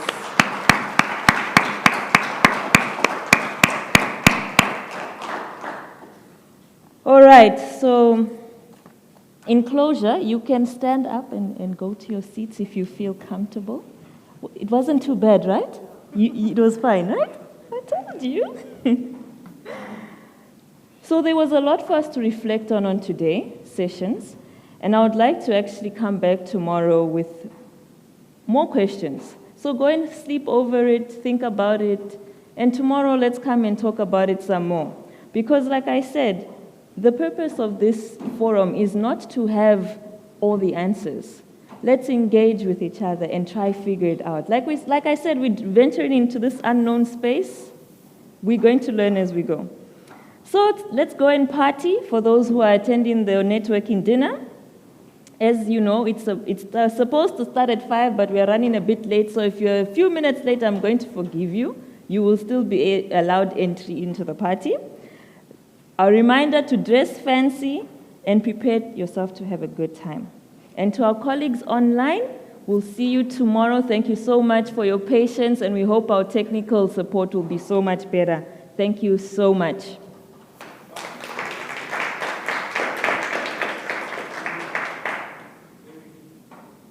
At the hotel?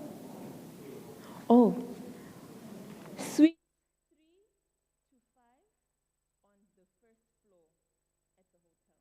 Floor number 1, suite 3 to 5. There should be signage up. Yeah, it's 3, 4, 5. So that's what I mean. 3, 4, 5. 3 to 5.